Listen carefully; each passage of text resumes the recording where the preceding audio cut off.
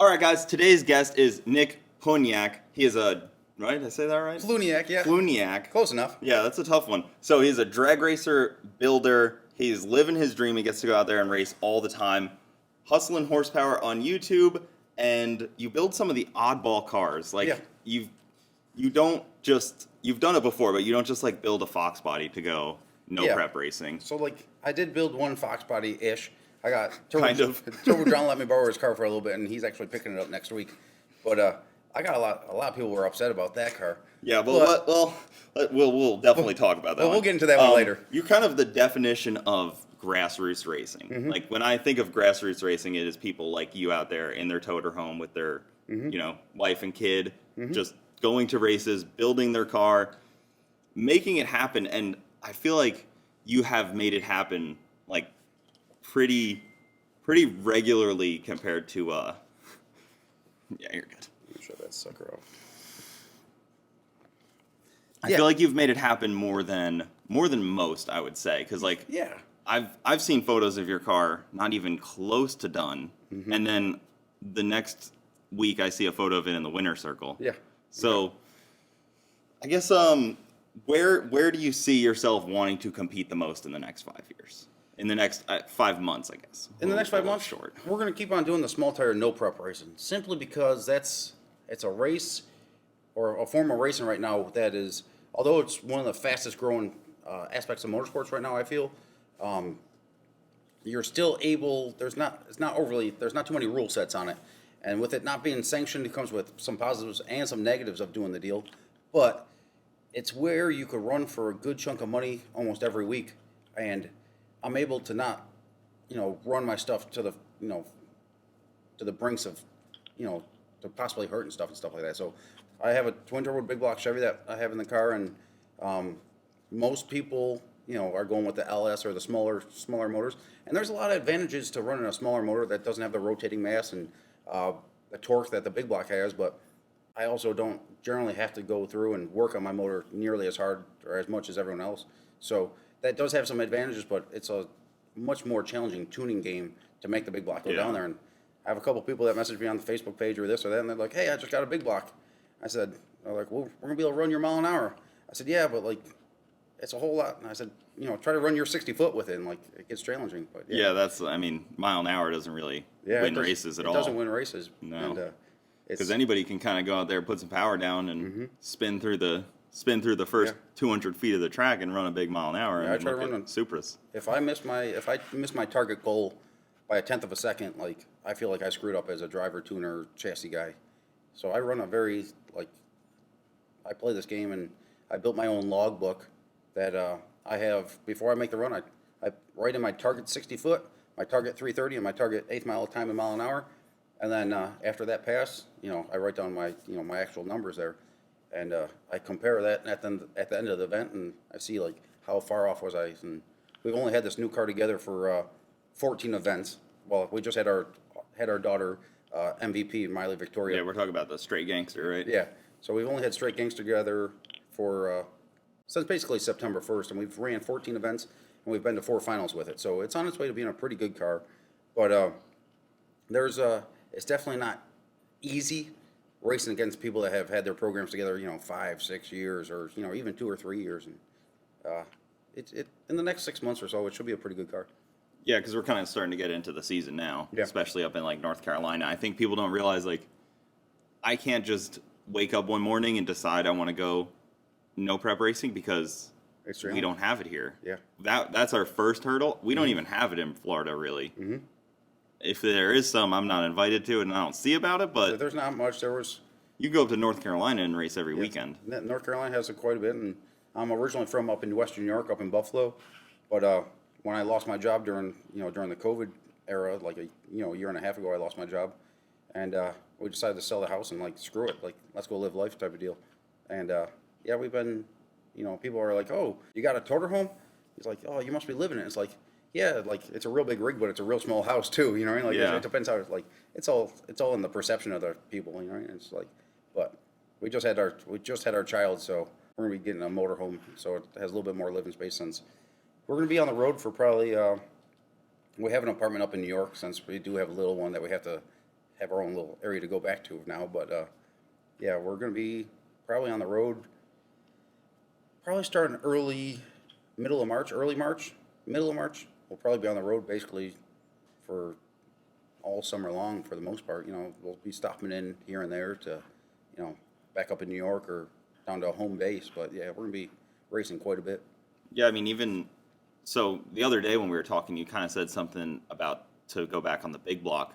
You told me you had that thing together for like multiple cars and hundreds of passes at this point. So the motor that I have in Straight Gangster right now is my second motor, but my original motor, man, I did that. That motor was, I started off doing drag week with that motor, so that was drag week 2013, and I ran that motor all the way up until we lost the Dirty 30 in the fire, and I kept reusing that motor. We went to, with the old car, we had that car 5 months before we got hit on the street in South Carolina and lost that car. That would have been just before Thanksgiving of last year, and I ran that motor again. After that one, the motor just got beat up too much, and Yeah. we ran 3 finals on 7 cylinders because, you know, the heads were screwed up and, you know, the motor just wasn't happy. But I didn't necessarily have the budget to put another motor together, so I have a new motor in Straight Gangster, the new car that I built, and I knocked that one out in 2 months and 2 days to have it ready for a race. But yeah, so that motor legit probably had 12,000 street miles on it and like hundreds and hundreds of passes, and I ran that thing from 2013 to, I think I freshened it up in 2017 or 2018, just putting rings and bearings in it, and just a little ball hone in it. But yeah, we basically ran that same motor for a long time. Would you consider it like a super special high motor, like high dollar build, or was it so like probably more generic than people would think? That one was a Dart Big M block. I did some wheeling and dealing, and I actually sold my first car that I ever built. It was a twin turbo S10 Blazer, 93 first gen S10 Blazer.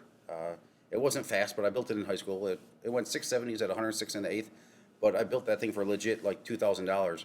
But I sold it for $5,000, and I sold off, you know, some dirt bikes and some other stuff, and I used all that money to put together the motor that I had from basically 2013 when I was able to do drag week. I was like, I want to go out there with something decent. So that was a Dart Big M block. I had a used Callie's crank in it, but it was a Callie's Magnum crank, so it was a good crankshaft, and it was standard, so it wasn't worn out or warped or nothing like that. Then had some steel billet rods in it and some decent pistons in it, and yeah, I ran that short block for like legit long, like 7 years or something like that. Yeah, so like something like that. I mean, how much power does that make? Like almost probably capable of what, 2,000 almost? Yeah, it'd be capable of 2,000. Like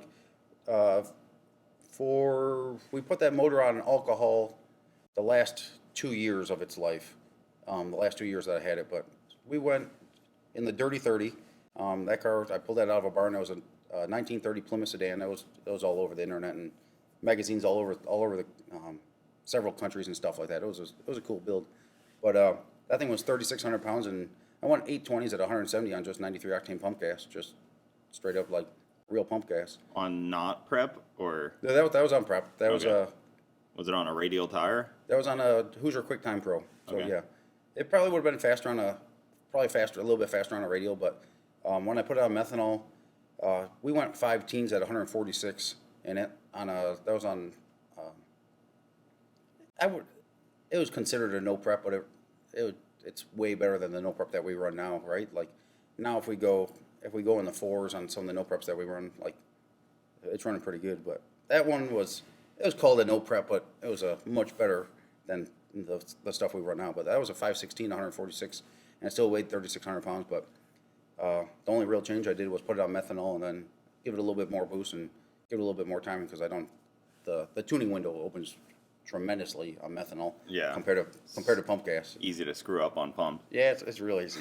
So I mean, it really makes me think. Like, obviously, big blocks have been around forever, and twin turbo big blocks are no like new thing. They're kind of starting to come into the street car world a little bit. Yep. And it makes me like wonder, like, why were we building LSs all this time when traction? We go out there and radial race. Traction's not our. It's not really an issue. It's not our issue. the only reason, And they're so much cheaper to build Yeah, for that like- power. and the weight difference isn't, A 2,000 horsepower LS is not a super feasible thing. and it's not It's overly, possible. it's not overly durable. You know, and that's where like the financials come in. Like ideally, would I love to have a LS that has, you know, a shorter stroke and a whole lot less, you know, the bob or, you know, crank rods, pistons weigh a whole lot less than the big block. Yeah, but like I can't afford to put a motor in this thing twice a year. Like it just wouldn't be possible. So the big block, I almost put an LS in this car because I could run this car a little bit lighter. I specifically built this car for the NoPrep stuff, well within the rules, because it still has the factory front frame on it, and still a drop axle car, and it still has a factory firewall and the factory location and stuff like that. But from firewall back, it's a tubular, but a lot of stuff we run is complete Outlaw stuff. So, you know, I could have the motor, you know, next to me if I wanted to, and I could if you had an LS motor. I run this car at 2,950 pounds. With an LS motor in it, where the front is a whole lot lighter, I could take the weight bias out of the back of the car too. So, you know, 200 pounds up front, or, you know, 100 pounds up front means I could take out 100 pounds out back. So I could run that car probably 250, 300 pounds lighter with an LS motor in it versus the big block. But I like the durability, and I have enough faith in my tuning ability. You just got to, you know, you got to put enough runs on the car and stuff like that to really sort it out. But I like my big block. They're starting to get outlawed to a certain point in some of this NoPrep stuff. I know there's a couple classes that they're talking about where they're going to be, you know, putting the twin turbo big blocks in different categories, and I'm perfectly fine with that because there's plenty of other racing. Like we'll just go to another race. It's Well, like it makes sense. There's a no time race coming up, and it's NA big blocks only. You can't have boosted big block. And like, I don't even think nitrous was allowed. I understand that to a large extent, right? But like, I bought this motor used, and like I paid $10,000 for it. $10,000 is nothing to scoff at, right? But like, it sure as hell ain't no Proline Hemi or something like that. That's a $70,000-$80,000 motor, right? So like, I understand the mindset of the rule set, right? Like I understand being a racer and having the knowledge on what they're targeting. I get it, and like I understand, like, you know, bringing in some of those, you know, really high dollar pieces, or like, you know, a billet big block, or, you know, even a billet headed deal, or like some really high end stuff into this type of racing. I understand why they don't want to allow it, and I understand the precedence of the rule. So Yeah, they need it for car count. they need it for car count and stuff like that, because, you know, There's more small blocks out there. Yeah. And there's more people with the small block budget stuff. And the most popular platform right now is the Fox Body Mustang with a LS deal. And I mean, even the small block Fords are super yeah, impressive. They're impressive. You know, And they run the RPM. But, you know, some of these people are putting some big money into those small block Fords, like some big money into them. And there's nothing wrong with that. Like I can't afford the RTV. Yeah, I know, right? So like the cool thing is, the challenging part about the NoPrep racing, right, is you get some people that might run on a budget that's like 10 times bigger than us, and since we do this, like we do this as hardcore as we do, we spend, our budget is more skewed towards racing, right? So like, you know, we don't have all those extra normal bills that most people have, right? Because like we do this pretty hardcore, but when you line up on the line, it doesn't matter what your demographics are, or what, you know, what your knowledge is, or it's heads up racing, so I gotta beat the guy, right? Yeah. And it doesn't matter if you have a $150,000 car and, you know, I got, you know, way less into my project. I still gotta beat you, right? And The street is such an equalizer. it is. It's very much so. But technology also never sleeps, right? And like, there's also a big number on just testing, right? There's that big. You can't replace testing, right? Like, Yeah. And a friend of mine told me the saying. Like, I was struggling a little bit, right? Like, I only had the car together like 2 months, right? But I was like, I know how fast we could go, and like this car's just not doing it. Like, what that? Like, I'm struggling a little bit, right? Like, not really, because like we went pretty fast early on, like within the first couple of passes on the car. I was like, I know this car's capable of more of that, and like I'm getting in my head a little bit. And a friend of mine messaged me, and he's like, hey, he said, you got a test to go fast and you got a race to win. He said, it doesn't matter if you're the fastest at the track. He's like you're there, like if you're going there to win, go there to win. Like, play it smart, but at the same time, like, race, you got to race to win if you're going to be doing this as much as you are. He said there's a whole nother aspect into it that you're missing, right? And like the way I see it still to a large point is first round, I want to be one of the fastest cars first round, and I want to be one of the fastest cars second round. And it doesn't matter if I'm racing the slowest car first round, I still want to be one of the fastest passes first round, right? Because with this NoPrep stuff that we're doing, just about any car has the ability to run the number that's going to take to win it, right? Can they do it on that surface? That's the question, right? But there's also the possibility that if they want to take a shot at it, I don't take shots. Like, I know what number I'm going to target, like, every pass I make. But if you feel like you're outgunned, you might not have nothing to lose, right? So, like, you still got to be able to make one of the fastest passes, because if you race someone that, is quote-unquote supposed to lose, and this isn't saying it in any way, other shape, or form, then, like, a lot of people, and it's nothing against any individual, right? But if you feel like you're outgunned, there's a large portion of you that wants to be like, okay, like, I know I could go that fast. I'm going to put a tune-up in it to go that fast. But it doesn't necessarily mean the surface is going to be able to handle that pass, that type of ET. But if they accomplish it, well, then you got caught with your pants, your pants at your ankles if they come around you, right? So there's that whole grudge aspect of the NoPrep game that makes the racing very, very interesting, and the tuning aspect of it. And even the way the ladders kind of lay out is so different than like my streetcar class, because you draw chips. We know that guy's number one qualifier. I know the fastest 2 guys in the class, 3 guys. I know the whole ladder right away. Yeah, and you know exactly what they ran. And when you match up against them, there's a 99% chance they're going to get down. And then, like, let's say, like, if he went a 5-0, right, and you went a 5-10, you're like, okay, like, I might not have to go a 5-0, but if I go like a 5-05 or something like that, and I cut a good light, I can make this a drag race, right? Like, if he has a little bit of a burble or something like that, like, we can make it a drag race, right? But in this NoPrep stuff is like, first round, I might have to race the fastest, like, the 2 fastest people might race first round, right? Yeah. Or second round, like, 2 of the slower people might have to run each other second round, right? So, like, there's no ladder. And, like, that's the interesting part about the racing, but that's the challenging part about it too, because that's why you have to be, try to be one of the fastest each round, no matter who your competitor is. So someone told me, like, when I was going through that little phase there just recently, like, you got to treat it like, he said, it was actually just someone from the Facebook page, and he was a very accomplished golfer. He said, and he's like, my grandpa once told me, he said, they're all just golf balls. You're there to beat the course.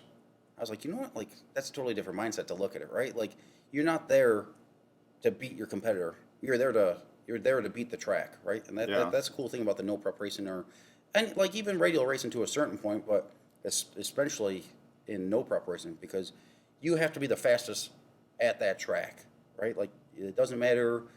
You might be slower at another facility, but you're there. If you're the fastest at that track, you'll win the deal. And when he said it that way, where, all your other competitors are just golf balls, like, you're just there to beat the course. And it's like, you know what, like, that's a different mindset. And like, that resonated a little bit. And I was like, you know what, like, I was like, that makes sense to me.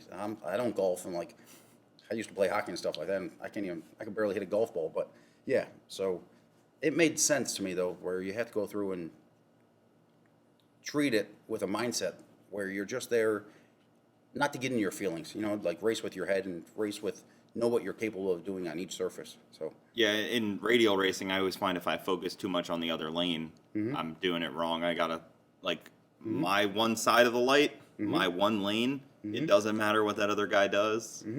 I know what I got. I know the tune-up in it. Like, I have to cut the light. I have to get down to the end of the track. Like, whatever that guy does doesn't concern me. Exactly. Like, focus and rituals are very beneficial. And, like, me and Maddie, my girlfriend of 6 years and baby mama now, we've been doing this stuff for 6 years, and we've traveled all over the country, basically just being a crew of 2, building the cars. And don't get me wrong, like, we have people that come out to the track and help us and stuff like that occasionally. But if you throw that wrench into the program, it could screw up a lot of stuff, right? And so, like, just going through a ritual and doing the things, when you become it in the drag racing stuff, or a lot of aspects, if you become ritualistic to a certain point, right?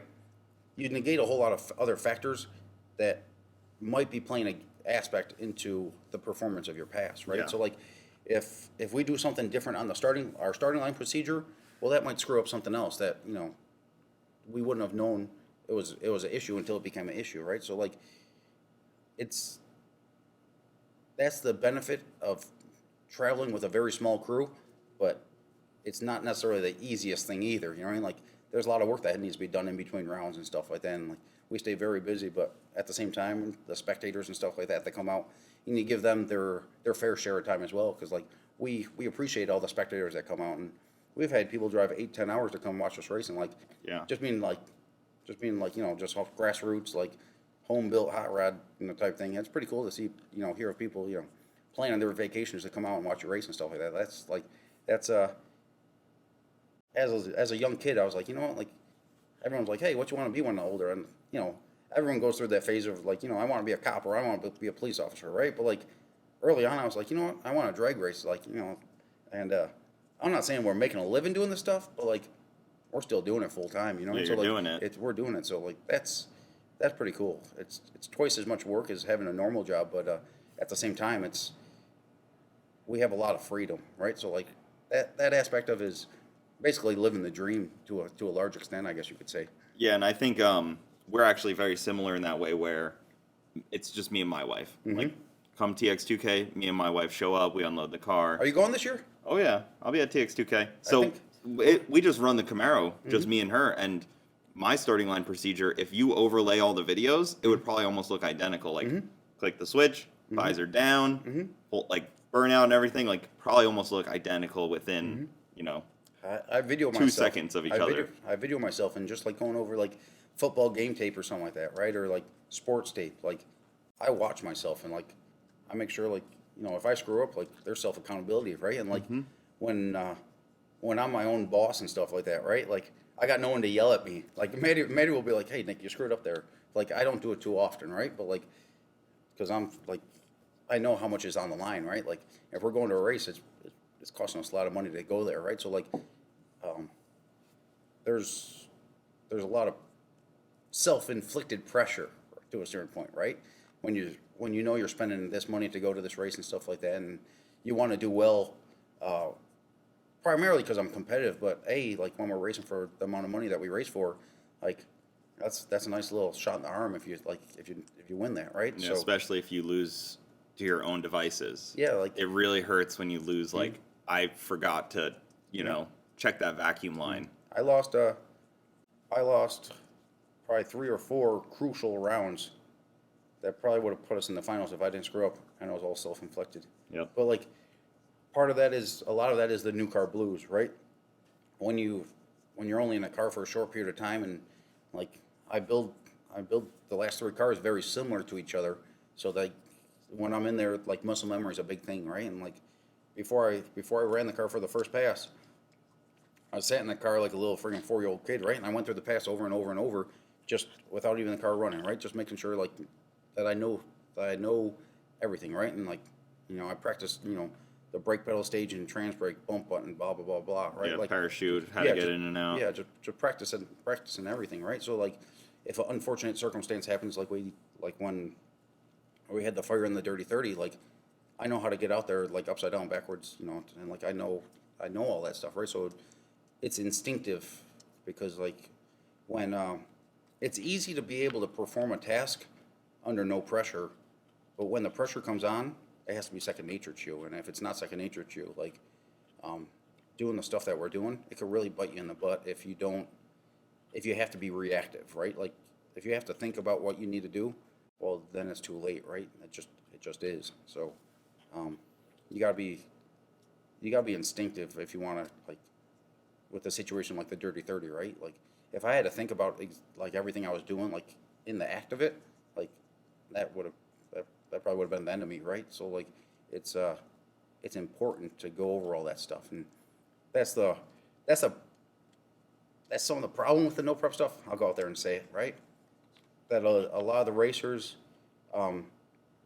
it is the outlaw form of racing right now, right? Like, it's unsanctioned, and It's more the grudgy style racing and stuff like that. Safety But- crews are probably pretty limited. Yeah, so like that's a big reason why we race for our own money, right? Like I appreciate and like all the racers like me so more like I'm really thankful and like when sponsors come in and throw a little bit of money on the race, like I try to make sure to go out there and like personally thank them for doing it, you know, whether we win or whether we don't get the money. But generally speaking, big corporations aren't coming into the stuff, you know what I mean? So like there's not, you know, some of these companies, it's the mom and pop shops that are throwing, you know, $500 on the pot, right? But like that $500, you know, that's money that you're taking out of their vacation, right? It's not, you know, corporation money that's, you know, a little bit different, right? It's money that they're not buying like their kids, you know, that extra Christmas. Yeah, gift it for might be their like the kids. local speed shop or Yeah, something local speed that shops supplied or- nitrous or Yeah. little things like that. Yeah. I mean, I have a couple speed shops that have helped me out too, and it was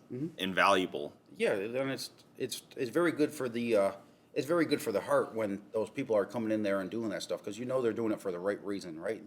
And a lot of times when a company comes on board to a smaller races like that, there's a good chance that they're not getting the return on investment on it, you know, and they're doing it out of the goodness of their heart, and they're doing it because they want people to come out there and put on a show for them and stuff like that, right? They're you know, paying for entertainment more than like a real sponsor because some of these companies that are sponsoring the event, you know, and they're not all of them are racer oriented sponsors and stuff like that. So they're doing it just to put a little bit of name on the business and stuff like that. But I'm not sure they see a direct return on investment with like their sponsor money and stuff like that. So Yeah, it's hard because you're not going to get a big title sponsor for Yes, a back of the yeah. track, Yeah. NoPrep.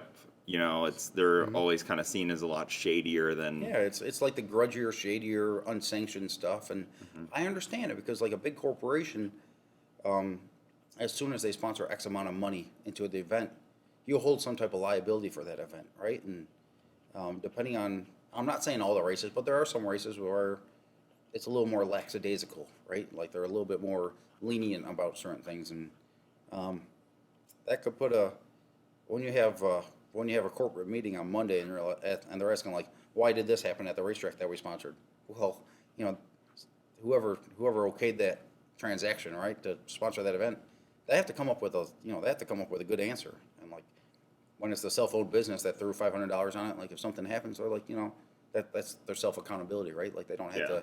They're not risking their job over it, right? Well, I mean, some of those NoPreps, like the roads are pretty sketchy. I mean, I was watching in the race in Louisiana, that the pad, like that's a pretty scary spot to race. There's telephone poles, and then there's a pit, and Mustang ended up in there on fire, and I mean, They do I'm not gonna necessarily say his name, but the guy that runs that race does a very good job at keeping the crowd back, and it keeps the crowd. You know, you can't be past 60 feet, 60 feet past the start line if you're a spectator, but still there's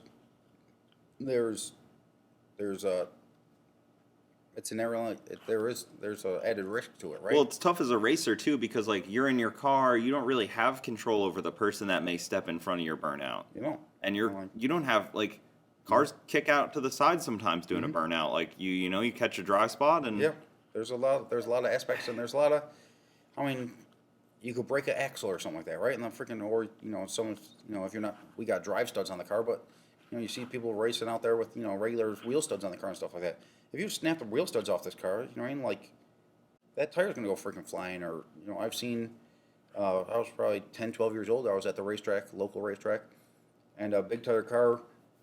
They were doing a burnout, high RPM, big mile an hour, and their muffler rattled out, fell off, right?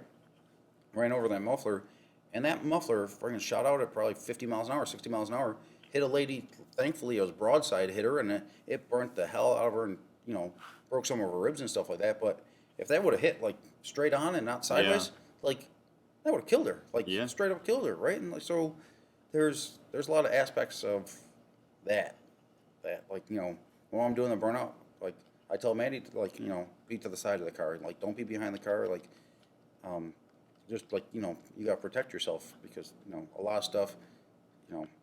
And the people that are standing on the sidelines often don't know. They may go to 1 or 2 events a year, and they're just like, do whatever. You know, you stand at 1,000 feet, and you know, in that track, you stand at 600 feet. It's a scary spot to be. It is. I love this stuff, and We do it as safe as we can. Like this car, it's a 4130 chromoly cage, and with a couple more bars, it would certified to 25.3 650 cert in the quarter mile, and that'd be yeah, that's like low fours in the eighth, whatever it is. Yeah, it's almost 200 mile an hour in the quarter. Yeah, that'd be a 200 mile an hour chassis in the car. So, and we're doing all eighth mile stuff. So like I wear all my safety equipment and stuff like that. But I don't necessarily, of course, I wear it for myself. But also, if there is an incident, sometimes, and this is something that like after going through the fire and realizing that I was probably the only one getting myself out of that fire. Like if something bad happened, like I would have been screwed, right? I would have been burnt alive there, whether I was conscious or not. But thankfully, I didn't get knocked out. But Yeah. Being in a fire suit and stuff like that, right? If the guy I'm racing has an incident, right? Like I'm not necessarily saying like a nitrous backfire at the starting line because there's plenty of other people around, but Like a legitimate but if top end if incident. he has a top end incident, I might be the only one that be the only one that has a chance at getting him First responder. out of his, and I believe 1320 just did a video on that they're going to be releasing soon. But that was the standing. I think it was a standing mile event where the best friend had an accident in a GTR, I believe it was, and car started on fire, and his friend came over and like they both got burnt to friggin' hell. But if his friend wasn't there to pull him out of the friggin' car, like he would have lost his best friend. You know what I mean? Like that's. Yeah.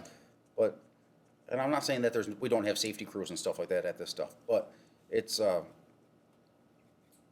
better to be prepared or have a ability to step in if need be than to not. Yeah. Even with like I put fire suppression in my car, and I live by the mindset of I am my first responder. Most The definitely. guy in the car is the first responder. You can't rely on the safety crew to be there they could take 10 minutes. Who knows? The safety car might not Yeah. have an issue or something. Who Yeah, knows? yeah, You're the first responder. There's no, like, I've seen at really professional tracks, and like, I know we talked a little bit about the NoPrep stuff, but I've been to a lot of very very well sanctioned tracks where the fire crews are they have their jackets off and stuff like that because it's a hot day, and like nothing against them, like I understand that, but like they have to get their fire suit on before they come there, right? Or They were just responding to something on the shutdown. Yeah, or like and yeah, then or, you crashed. Yeah, or like someone had a heat stroke or something like that in the stands, and they're still running the race, right? Like they have to leave that person to come, like some, and like there's a I feel like I don't want to say accountability because that's the wrong word, but I think there needs to be a little bit more pride in the racers wearing the safety equipment so that person can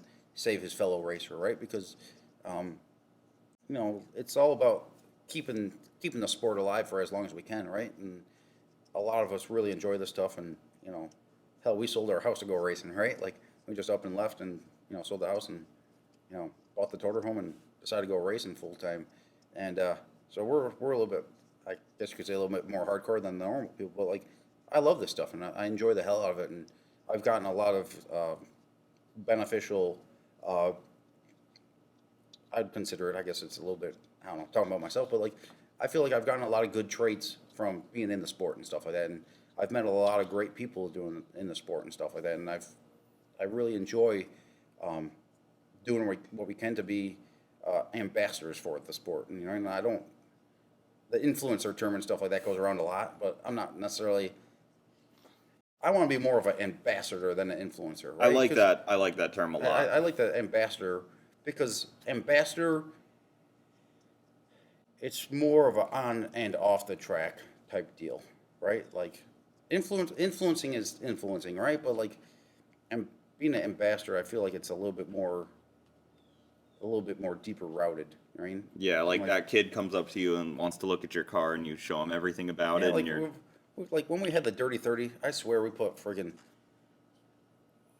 there's hundreds of kids that sat in that car, right? And we'd started up for them, and like that thing we drove it all over the place on the street, so like had a bench seat in the back, and like hell, in between rounds we'd toss a couple kids in the back and like go drive around the pits or something like that, right? And like they're freaking loving life, and like we get messages to this day from we first brought that car out in 2017, so kids that were 5 years old then are like hell, they're they're 8-10 years old now, and like we'll get a message on the Facebook page and I'll be like, hey, you remember when you took me for a little ride?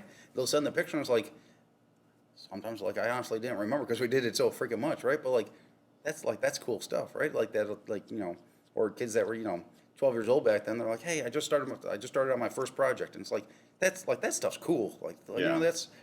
That's like doing what we can, and I feel like everyone should be a part of that. And I totally understand some people aren't necessarily as much of people as other people, and like that's totally understandable too. But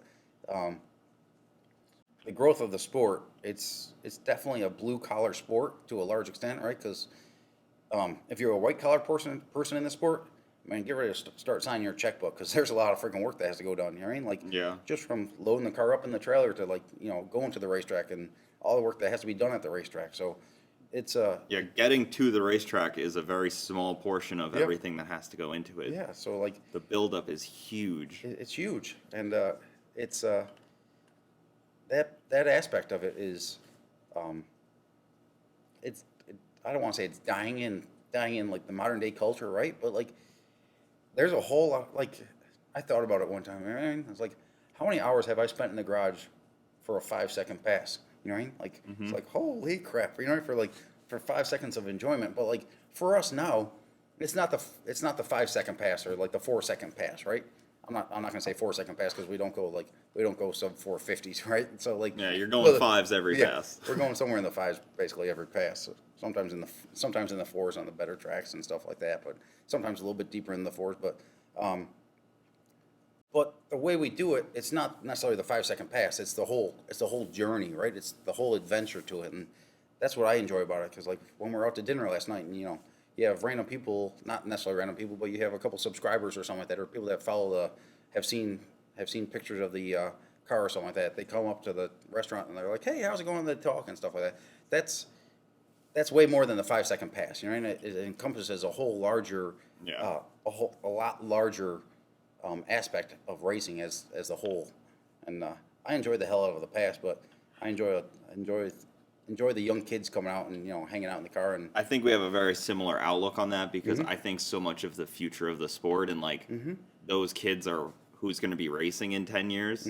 Like, yeah, you can go talk to the older guy, but like he's cool and got cool stories, but like those kids, like we need them. Yeah, it's like I'm only 28, like I need them to join the sport or else I'm not going to have anybody to race against. Or like, and I'm going to have like, when I'm in a freaking wheelchair or something like that from like, going through beating my body up too much, right? Like, you want to watch. I want to be able to watch, you know? Like, I want to be like, hey, when I had my 69 Camaro back in the 70s, like it lifted up that front tire and like right on the street.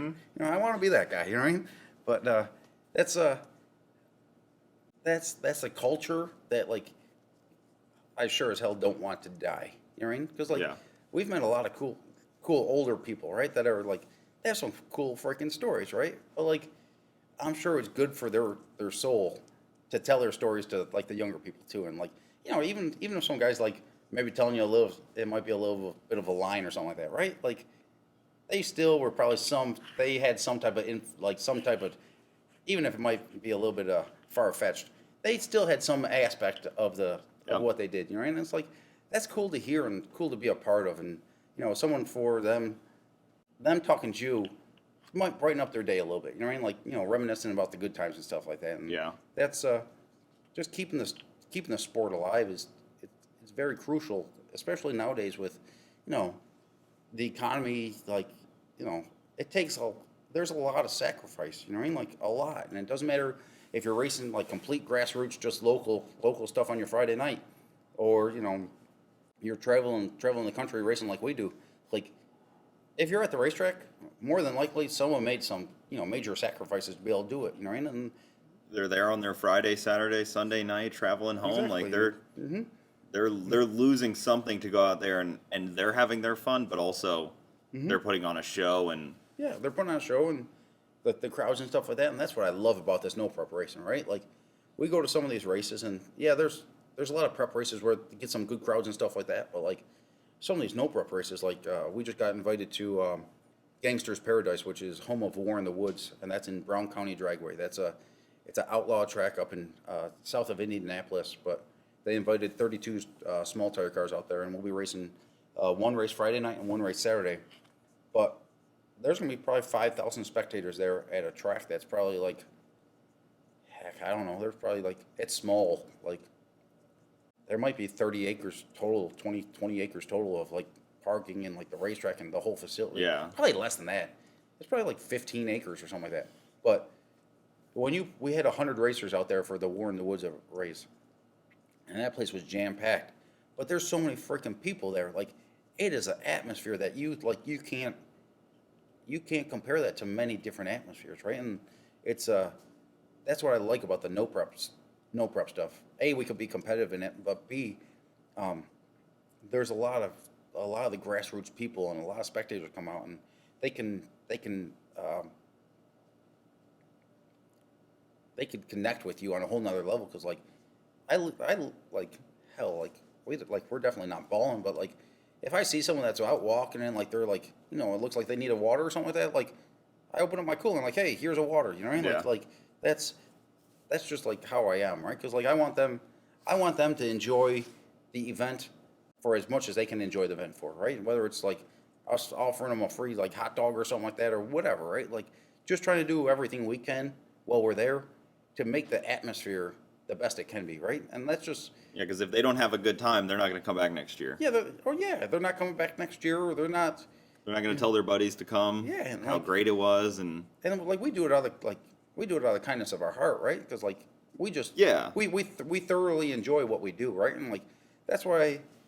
Don't get me wrong, I'd like to be able to like turn the social media stuff into something that gets bigger, where like it's self-supportive, where we don't necessarily have to do all the hustling that we have to do in between races to be able to do it, right? Where we could go and you know, I could go do a roll cage for a young kid for like no cost or something like that, right? Like if I could do that, like if I could make, you know, a few $100s off of a video where I could go in and I could go work on this kid's car for free and make enough money off the video that like I could go and donate that. Like if we're racing local to him on Friday, we could go there on Wednesday and I could spend a day like, you know, working on his car for him. Like I've been doing this stuff for quite a few times, and I have at least something to offer them, right? And especially like a lot of young people that don't have figures in their life that, you know, are either have the time or have the knowledge to like, you know, steer them in the right direction. Like that'd be freaking cool to do. Like I'd love to be able to do you know, kind of like a mission trip for racing, right? Where like, you know, where you just go out and like just help them for no cost, you know what I mean? Or, you know, be like, hey, you pay for materials, I'll knock it out for you, right? It'd be awesome to turn the media stuff into something large enough where we could go and do that, since, you know, we travel so much and get to meet so many people, and it's just like, man, I'd love to be able to help this young kid that's, you know, struggling and stuff like that, but like at the same time, the stuff ain't free, so like I gotta make $1 too. So like, yeah, you know, you can't always go help someone for free when you gotta be able, you know, put $500 of fuel in your tank, or, you know, $250 entry fee, right? Those entry fees get you. You can't like you can't necessarily starve your family to, you know, to feed someone else, right? Yeah, you got to put your mask on before you can help them. You have to, and like that's not saying it in any way, shape, or form, but like, you know, we're not making money doing this stuff, right? So like, but we have been able to like sustain ourselves. So if we're not going backwards and we're living a whole lot of life, like there's no reason not to do it. Yeah, you're only able to do this potentially right now. Yeah, so you right got to now, go out like, and do it. Like our daughter's just over 2 months old, so like, you know, we probably got 5 years at best. You know, if we could sustain ourselves and start going in the right direction slowly, right? Because a lot of this stuff is a parabola effect, right? Like it's a snowball effect, and we've been doing this stuff full time now, like, you know, independently owned and operated for a year and a half now, and we haven't really gone backwards, but we've lived a whole lot of life. So, you know, we've had some downfalls in there and stuff like that, and a couple bad unfortunate circumstances. But hell, like we're still doing it. Yeah, well, that's also the thing that happens in no prep more than other racing. I feel is unfortunate circumstances do happen. There's a lot of unfortunate cars get wadded up pretty frequently in that. There's a lot of unfortunate circumstances, and there's a lot of people. So like I'd compare it to. I guess defending the no prep stuff that I like so much a little bit, but like radial racing back in like, let's say like 2005, when I was like, let's say middle school or something like that, 2005 to, you know, let's say 2005 to 2010, right? Yeah. There was a lot of wrecks in radial racing. like a lot, right? Because it's a new form of racing, and you got pro mod cars because the radio guys are going almost as fast as a pro mod car like back then, right? So they're like, hey, I got a pro mod car. There's this big money race. Let's toss a 315 radial on this thing, and let's see how fast we go, right? But there's that big learning curve, right? They're like, hey, like back then, like, back when, like, I don't want to say it this way, but like when radial racing with 390s was really, really fast, right? Like it's still stupid fast, but those guys are freaking going 350s now, right? Yeah, now they have to slow them down. Yeah, so, but you have a lot of pro mod guys that were like, hey, I went 420s on big tires, like we might be able to compete here, right? So there's that whole learning curve where those guys are like, hey, like, and there was a lot of incidents back then, right? There was a lot of accidents, and there was the learning curve, right? And the NoPrep stuff is fairly new, like it only started really with like King of the Streets up in like Chicago back in like 2000. Hell, what was that? Like 2000. I want to say like 2010, 2012 or something like that. So like the NoPrep stuff's, and that's before it really started taking off. The new NoPrep stuff really started taking off.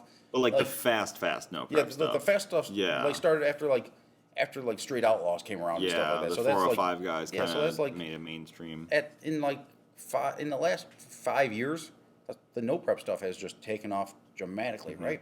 So you get a lot of people that were like, hey, I have a car that, a small target car. We went 470s on a good surface. I could go 5.0s or something like that on a NoPrep, and they treat it the same way as you do, like a front side or a regular track, and it's a totally different art form, changing from what they're used to what they're doing now. And it's the same way when the fast guys were going, they might have been going fast on like big tires, and now they're putting on radial tires, and there's a big learning curve that a lot of people, including us, are still learning how to go fast on the NoPrep surfaces consistently and safely.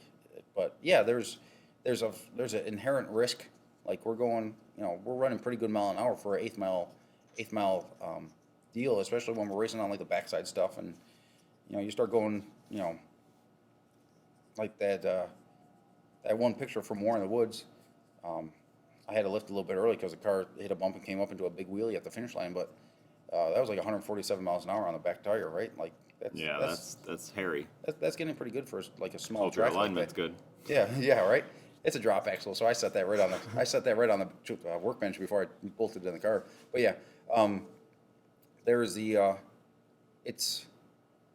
learning curve, and whether you're learning anything, right? Like when you just started doing this stuff, right? Like when you started doing the YouTube stuff, or started business or anything, right?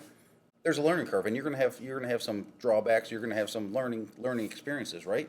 And there's not a whole lot of forgiveness in the NoPrep stuff, right? Like your learning experience can be very, very expensive. It'll humble you quickly. Yeah, very welcome. So that also though leads into not all NoPrep is the same. Back of the track, completely different. On the street out somewhere where there's a pit on the side and a curb, completely different. I prefer to see NoPrep happen on a track that may haven't been sprayed in a few weeks. Yep. Maybe that's just me because I like seeing it at the starting line. There's bleachers, the fans can watch, there's lights. I feel like that's the best form of NoPrep. I enjoy that. But maybe that's just because I'm not in that world. It is a different world, right? There's a lot of people coming to the racetracks now that never went to the racetrack before, right? Like racers, like more street guys, more grudge race guys. There's a lot of cars out there, like even some of these big high dollar grudge guys, right? They don't go to the track for a normal event. They only show up to the track if it's a $40,000 grudge race, right? Like otherwise, like they might rent the track and they might do a private rental, but like spectators aren't going to see that car unless there's $10,000 locked in on a $50,000 race, right? There's some big money grudge racing going out there, and that stuff's wild to see. That's not stuff we do. Like that's way out of my budget, right? So, but back to the where you prefer to NoPrep. Does it not matter? Would you like the starting line to have that rubber down? it's not exactly We- prep, but it's yeah, rubber we and could it's go- consistent. We've been pretty fast. Like just 3 weeks ago, we brought the kid out to her first race at like a month old, and it was bare concrete to the 330, about 300 feet out, and we went pretty fast out there. And it's bare concrete, and they like sandblasted it or media blasted it, so it was it had a very similar texture to like a good concrete road, and we were getting it pretty good out there. And there was definitely some more in the car, but we were running pretty well. So it was like, you know what, Maddie's like, she's like, do you think that's fast enough to win it? I was like, I think a good small tire car could go, you know, a tenth and a half, maybe 2 tenths faster out here. But I think I think it'll get it done. And we were able to win that race. And like that stuff right there, that's fun. That's enjoyable because like it's being scraped like bare concrete to the 330. You know, you got your shift point in there, and there's a lot of, you know, it was a smooth track, so there wasn't any bumps or unloading of the chassis that is necessarily unpredictable, like, you know, racing some of the backside stuff. But stuff like that, or the backside stuff is very challenging, just as much challenging as the street is. But the street is, we've done it, and we're very selective on where we do it. You know what I mean? Like, we won't do it much, especially now having a kid and stuff like that. Like, there's a couple promoters out there that do the street stuff. There's also some promoters that shut down the streets legally and stuff like that. And there's like Hawthorne, Oklahoma, H-Town, and a couple deals out there that we'll probably go to where you're racing on a normal street, but like the town actually Yeah, shuts they'll it put down. the barricades So and they stuff. put barricades They up. got and- like a good parking. Yeah, I've seen Yeah, that before. they That's like a Midwest thing. I don't Yeah. think any town in Yeah. New York's doing that. Yeah, there's no towns. There's no towns in. I don't think in the East Coast that will do that. No. But that's a small town out in the Midwest where they have their local fire department on scene. They have paramedics on scene, and hell, the mayor of the town is standing there, you know, at the steering line watching. You know what I mean? Like, Yeah, that's it's cool, almost like a right? festival. That's and it's big. Like they'll have 150 cars at that event. You know, like 200 cars at the event, and they'll have 60 cars in small tires. Like that makes a pretty good payout. You know, that could be 15,000 plus to win. Like that's a big one. And cars are fast because there are roads out there in the Midwest there are a lot of different forms of asphalt has a lot of different forms of you know, mixes that they put in the asphalt. So you might see an asphalt street, and it takes a whole lot to really understand. And like I'm getting better at it, but there's some people that could really see an asphalt and they could tell you how fast you could go on that. Can asphalt. really read the But road that well. there's some asphalt out there that's like a sandy based asphalt. So like once you do a burnout and stuff like that, it flakes up and like it coats your tire and stuff like that. And or if you have, as soon as you have any bit of wheel speed, it starts like, you know, ripping up the asphalt and stuff like that. So with your car, will you walk the track, and if there's a bump here, will you make sure that your shift point's not at the bump Yeah, I do. to not unsettle the car? Or Yeah, do you there's a- think like that far? And So I do a lot of cool stuff. I'm not necessarily going to talk about it because they're my yeah. own little personal Oh trick. yeah, I mean I But get that. There's a lot of dynamic things that I built into this chassis that I'll tell you off camera. But yeah, there's a lot of cool things that I built into this chassis that allows this car to go through bumps and transitions very, very smoothly. And there's a lot of things that are changing in the chassis going down the track. And I had a lot of things in the old car. I had some really cool advanced things going on the Holly system, advanced tables and stuff like that were safeties if I missed my tune, like not traction control, but like chassis things and some really cool stuff. But like I have a wing on the car. I have 2 rear wings on the car, and I have the front tool tray. It's a front splitter on the car, but a small wing on the back that's active, so like it changes. Like I drop that and, you know, release the drag off of it, but it allows me to have a little bit more downforce on the tire in the first 80 miles an hour of the run or so. Yeah. But it creates too much drag past there. But yeah, like I'll run that past my shift point all the time, just to make sure that, you know, it helps cushion the shift just without having to open up dump valves and this and that. And there's a lot of so we've ran this car basically 3 months now, and I haven't really spent much time on tuning power management, right? I've been basically focusing on chassis management because I got to understand the chassis before I start really focusing on engine stuff, right? And that's a big aspect that a lot of people just don't fully understand it, right? A lot of people don't fully understand the chassis stuff, and I'm not saying I'm an expert at it, but like, it's working pretty well. But there's power management. You could make, I could make a car go down, a sheet of ice without, nice and straight, but it doesn't mean it's going to be fast. You know what I mean? So like, once you start really working on the chassis and focus on the foundation, right? Like, that's you got to have a good foundation to start working off of power management and stuff like that, right? So once you get the chassis working right now, then after another week or two, we're down here for a little while. So after this race coming up in South Carolina next week, we'll probably spend a couple of days at the racetrack, just really lining the car out, just making some test passes in several different surfaces, and then I can start playing with the power management. Then we can really start seeing what this car is capable of.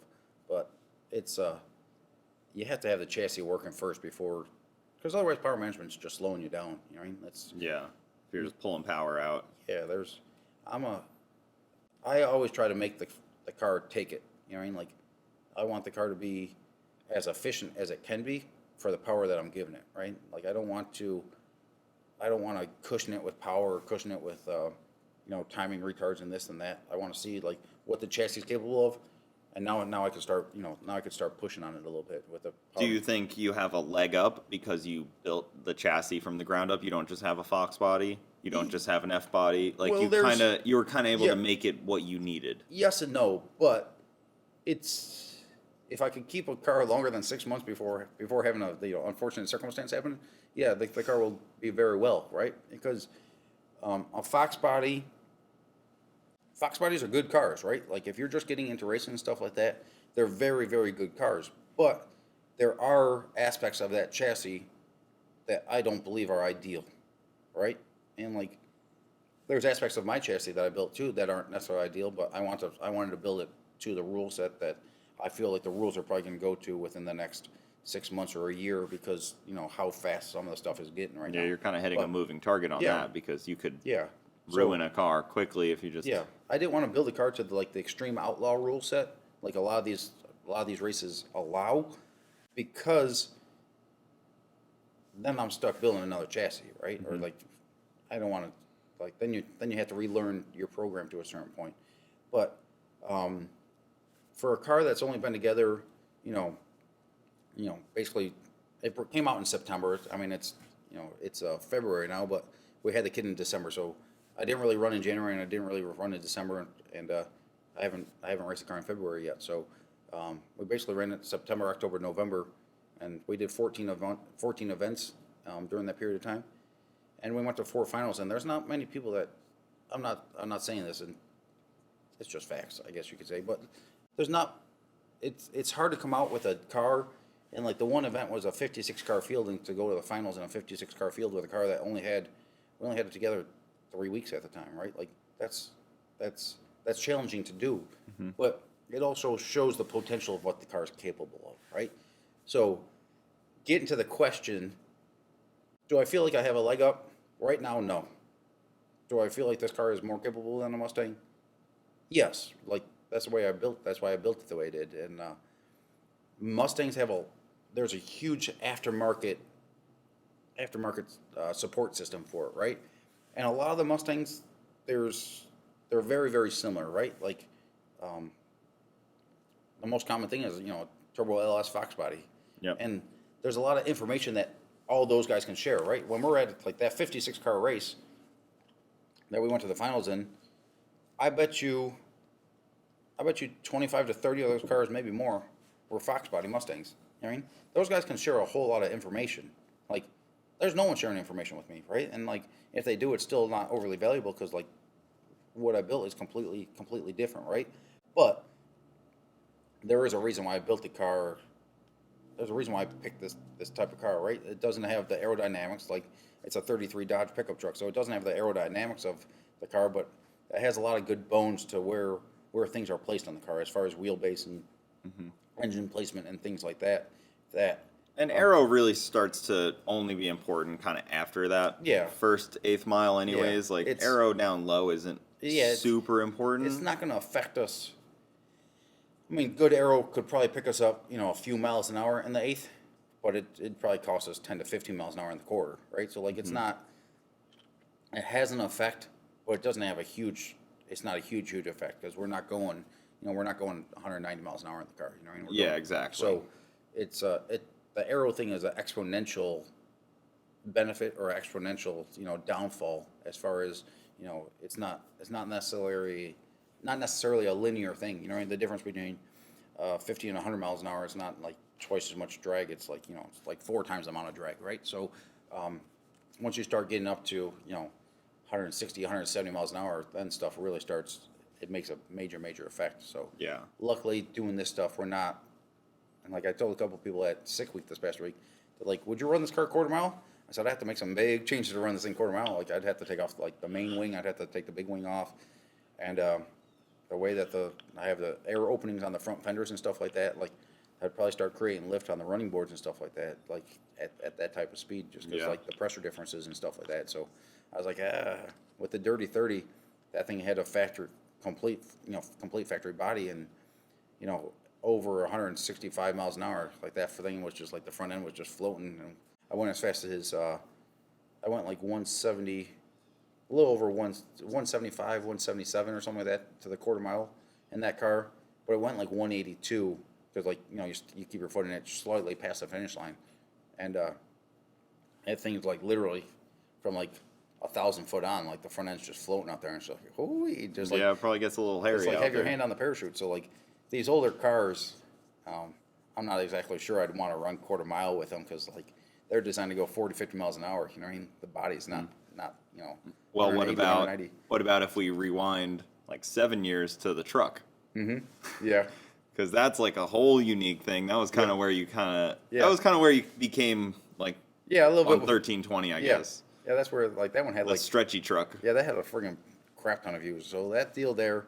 So I had my little twin turbo S10 Blazer that I built in high school, and that started off as my dad's project, and it started off with a stretch with a twin turbo or with a nitrous big block Chevy in it, and it ran pretty good, 8th mile stuff. It went on a small tire, it went low 5s in the 8th, but he went and started doing a back half on it, and I finished that off when I was in high school or probably senior year senior year I started working on that thing, and that's what I brought when I brought it out.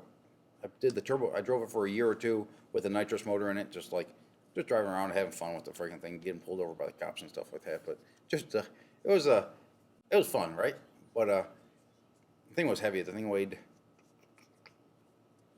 that was 4185 that thing weighed, and that was like no fuel in it and no parachute on it. So like it was it was 4200. So for people that don't know, like what was that thing? Like it was a S10, S10. extended cab S10, and then it was stretched 46 inches, and had a big block Chevy behind the cab. So like it's sat and pretty. twin turbos back there too. Yeah, I did a twin turbo deal for it, and I did the turbo deal.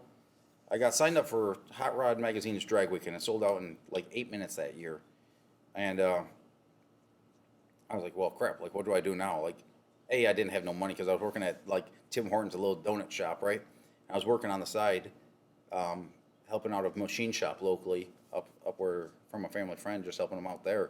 So like, I didn't make no money, but I've always been like a little bit of a hustler, right? So like, I only made like, I don't know, it was like $250 or something like that a week at Tim Hortons working at the coffee shop. But like, I turn that $250 into $300 or $400 like every week because I'd always buy and sell stuff. You know what I mean? Like whether it was like fixing up lawnmowers or something like that, whatever it was. Like I guess lawnmowers were more like elementary and middle school, but like in high school, like just little stuff. You know what I mean? Just to keep my head afloat, basically, right? And luckily, I was still living at home with my mom, so I didn't have bills being a young kid. But yeah, like that truck was a little bit of a novelty item. I ended up going. I went 860s at. I think I went 862 at 162 or something like that. I mean, that's no slouch, especially not 7 slow. years ago. It wasn't slow. Yeah, that was 2013, 2014. -ish. Now 6s seem like the easy go-to street I think like passes. I think we go. I think if I want to, I think we go 6s with straight gangster. I think we go high 6s with it, on a small tire and like I don't know if I want to go that fast with it, but Yeah, like that'd be terrifying. With how fast we go doing the small tire NoPrep stuff, if we put it on a radial with on a good track where we could get after it, where we could go, 113, 115, 60 foot, and we could go, low threes to 330, with the mile an hour that it runs out the back. I think I think we go 690s or something like that with it, or you know, I think I'm pretty sure we could, where we could go maybe 290s or 3.0s to the 330 with on a radial or something like that, where we start getting after it down low. But Is that a 3-speed in that thing? it's a 2-speed 400. Yeah, it's a 158 gear set. The big block just makes so much torque that with the 3-speed, I wouldn't be opposed of trying like a 210 gear set, but like that stuff's just expensive. It was just cheaper to go. It was cheaper to go with a 2-speed 400. So, I'd love like a close ratio 3-speed where I could start playing with the rear gear and stuff like that. But I don't have the money to have 3 different center sections for the car to really play with gear sets and stuff like that. And you kind of need the close ratio to keep the car from getting unsettled. Yeah, keep the car happy, right? Because that's a big thing. With just having a 2-speed deal, I only have to worry about one shift point, and depending on what my shift point is and stuff like that, I could shift that at quite a large variety of distances going down track. So if it's a really bumpy surface, I usually short shift the hell out of the thing, and I crush it with power, right? And the converters, what is short shift? Would you even say? Yeah, 5,000? Yeah, 5,000. 4,800. And That's real short. That's short, right? But the car makes enough torque, and I can make the converter, which is way too tight for this NoPrep stuff, but it's beneficial too. So it has some benefits to it. But I can make the converter really, really sloppy, right? So when I shift it down low like that, thing will go to 37% converter slip, right? But it's still tight enough to couple out the back. So it'll still mile an hour out the back. Yeah, a lot of people like to just slip right through their converter the whole pass. But there's the benefit to it, right? But when you start doing that, so I'll get a little bit more technical, I guess you could say here. So when you start doing that, right, especially with a motor like mine that's got a heavy rotating mass, it's billet steel rods and heavy pistons and a lot of a fair amount of crankshaft in the car, stroking the crankshaft. Now you get this big yo-yo zinging, right? Well, if I can keep that yo-yo spinning slower, okay, when I'm going through bumps and stuff like that, the tire's not as likely to knock the tire completely off, right? Now it's a small margin of error to do it that way, but once I let that thing, if it knocks the tire off and it free revs, or I introduce a whole lot of RPM into the car down low by opening up dump valves or having a loose converter or something like that in it, well, now you got this motor that's a lot of rotating mass in it, right? You got that yo-yo spinning real fast, and now you hit a bump or something like that. Now you got to try to slow that motor down, because as soon as you knock the tire off, the converter's going to couple, right? The converter's yeah, it's going to zing up an RPM, and then you lost the load off the converter, right? Yeah. So now the way I run the car now, right? I might be at 35% converter slip, and if it goes through a little bump or something like that, it might go from 35 to 30 real quick, right? But it's still got 30% slip in it, right? So it's not. There's a lot of horsepower bound up in the converter still. Now, if I had a whole lot of RPM in the thing, right, that converter slip's gonna lock itself up, and now you have to go through these bumps, and you're trying to bring power into the thing to run out the back, and you're just and the thing's just pissed off. There's not many people that can get away with doing it this way, and a lot of people are like, oh, I'm gonna put a wing on my car. It's go ahead. You don't understand all the rest of the stuff. The wing is visible, right? You don't see all the stuff that I built in the car that's underneath the car. And even if you did see it, you might not understand the stuff that's going on down there. And I'm not saying I'm a genius or anything like that. I just gotta figure out ways to if it makes sense to me, and I beta test it myself, and it proves that it works, it's gotta work, right? If it proves itself right, it proved itself, right? So how tough does that get with YouTube then? Because it gets really tough. Because you're trying not to tell everything, but you're showing the build process. And I mean, there's people like you, and Turbo John's probably one of the other guys that's he's very successful, but he also posts on YouTube, but he's not trying to share all of his secrets. Yeah. So it gets a little bit difficult there, kind of right? like the tightrope you're walking. It's a very tightrope, right? If we were radial racing where times are shown and stuff like that, because when you break it down, we're grudge racers, like we are, right? And like we were very, very, or I was very grudgy with the old car, but the old car was fast, like right from the get go. Like we went a 5 in the first 5 or 6 passes on it front side no prep. We went a 5.13 or something like that in the car, which is getting pretty good for like a front side no prep for the first couple passes on the car. On a new combo. And we picked that 60 foot up a lot from that, and like we literally picked up the mile an hour out the back like a lot over that pass over the course of running that car. So, but we didn't. So if you got a car that can go that fast on that surface, now you could open up your margin of error, right? Like you could run the car a little bit slower, and now you have a whole lot of like, if you're running it like, let's say you think you go like a 118 60 foot on here, but you could slow it down to a 125. Well, if everything else matches, right? Like you can't just take power out of it, right? You got to make your shock setting changes and everything else to go to make it happy at that 125 60 foot, right? But if you know you have a chassis that can go like 110 60 foots, well then if you understand the chassis and you like, this comes with passes and stuff like that on the car, but let's say you take a half a tenth out of it in the 60 foot, like you just open up a huge margin of error there, right? And like, of course that's going to slow you down a couple tenths out the back, but if you have plenty of mile an hour out the back that you could play with, like if, like let's say if a good car can go like, let's say, 120 60 foot on the surface, right? And let's say I feel like we could go 118 60 foot on the surface. Well, like if we're going 122 to 125 or something like that on that surface, right? Like that's still plenty good. Like, Yeah. And especially with like the big block and stuff like that, like we could mile an hour with the majority of the cars out the back. So, well, you have the benefit of being able to drive through a bad track and drive through some wheel spin. Mm-hmm. On a radial car, if the wheels spin, the pass is aborted. Yeah, like you just lost. Yeah, we can't like. Yeah, like there's not. Like if I spin versus somebody, I might as well just let off the gas because that's like the chances of me coming around somebody or getting the car back hooked up is almost none. It's done and over with, right? And with the no prep racing that we're doing, it's a little bit doing it that way adds a little bit of a safety factor, but at the same time, like you might lose 2 or 3 miles an hour at the 60 foot, right?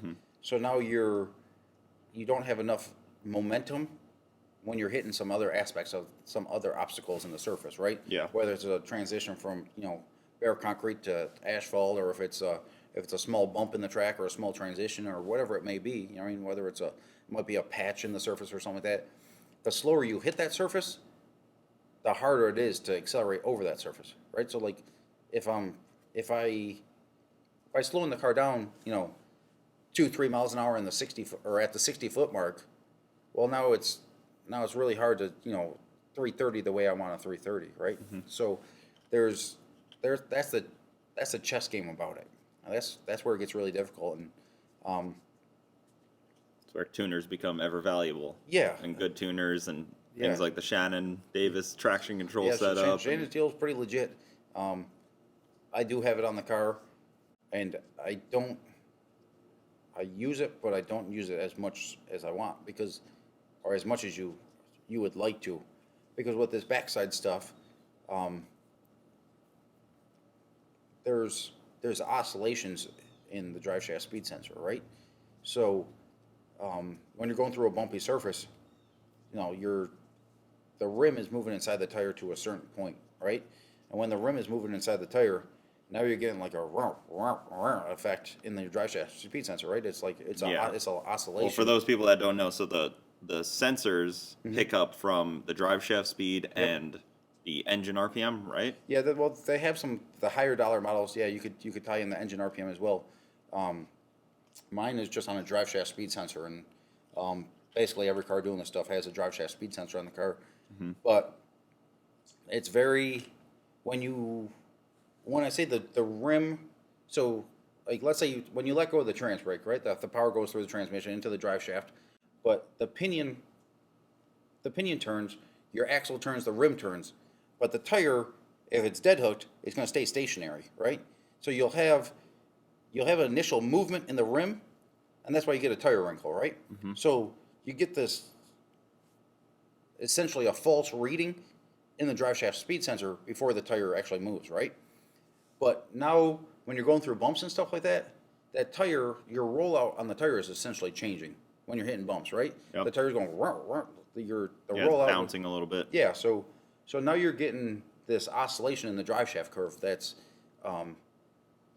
without a filtration device on it, but if you put a filtration system on it, well, then it's lazy, right? It's slow. It's Yep. slow, and like it's basically useless to you. So then you might as well go with like a front versus rear wheel speed sensor on the car. So like you could see what's happening. And then when you hang the front wheel, Yeah, you know, so there's all these other factors that come into play, right? So there's like you go and put a wheelie sensor on the car, but what happens when you hit a bump and the front wheels are coming off the ground, but it's not really like all your momentum's still going forward, but it comes off. So like now you could start using, instead of using a wheelie sensor, you use like a pitch sensor, right? Like where you start doing like advanced tables or something like that, or Yep. use the like the pitch sensor and like the VPS or something like that. We could start pulling timing or something like that. But I've seen so many people also shoot themselves in the foot by too much of that. Like It is, it right? caught Like- the wheelie sensor and It screwed pulled me. power, and Yep, I it lost didn't- the race because of it. It didn't want to, right? And Yeah. it might be getting on. There's a lot of safeties, right? That's why I said earlier in the podcast where I'm focusing on the chassis stuff, because once I make the chassis happy, I know what the chassis wants. So like once you could go fast without using all that stuff, right? Now that stuff you could use it as a safety net and not a band-aid, right? And like a lot of people use it as a band-aid instead of a safety net, right? And I guess that's the first time I ever said it that way.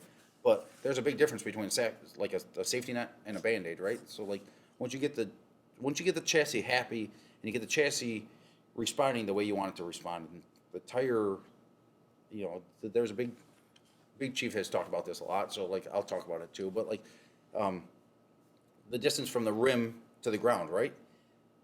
If you could stabilize that for as long as you can stabilize it, like on a good pass, mine is stable for the first second of the run. Okay, on like when it's right. When it's wrong, like you'll see some oscillation in it. But So you're trying not to crush the tire into the Yeah. ground as much as possible. yeah, right, because like when you crush the tire into the ground, you're not really crushing the tire into the ground. You're losing momentum.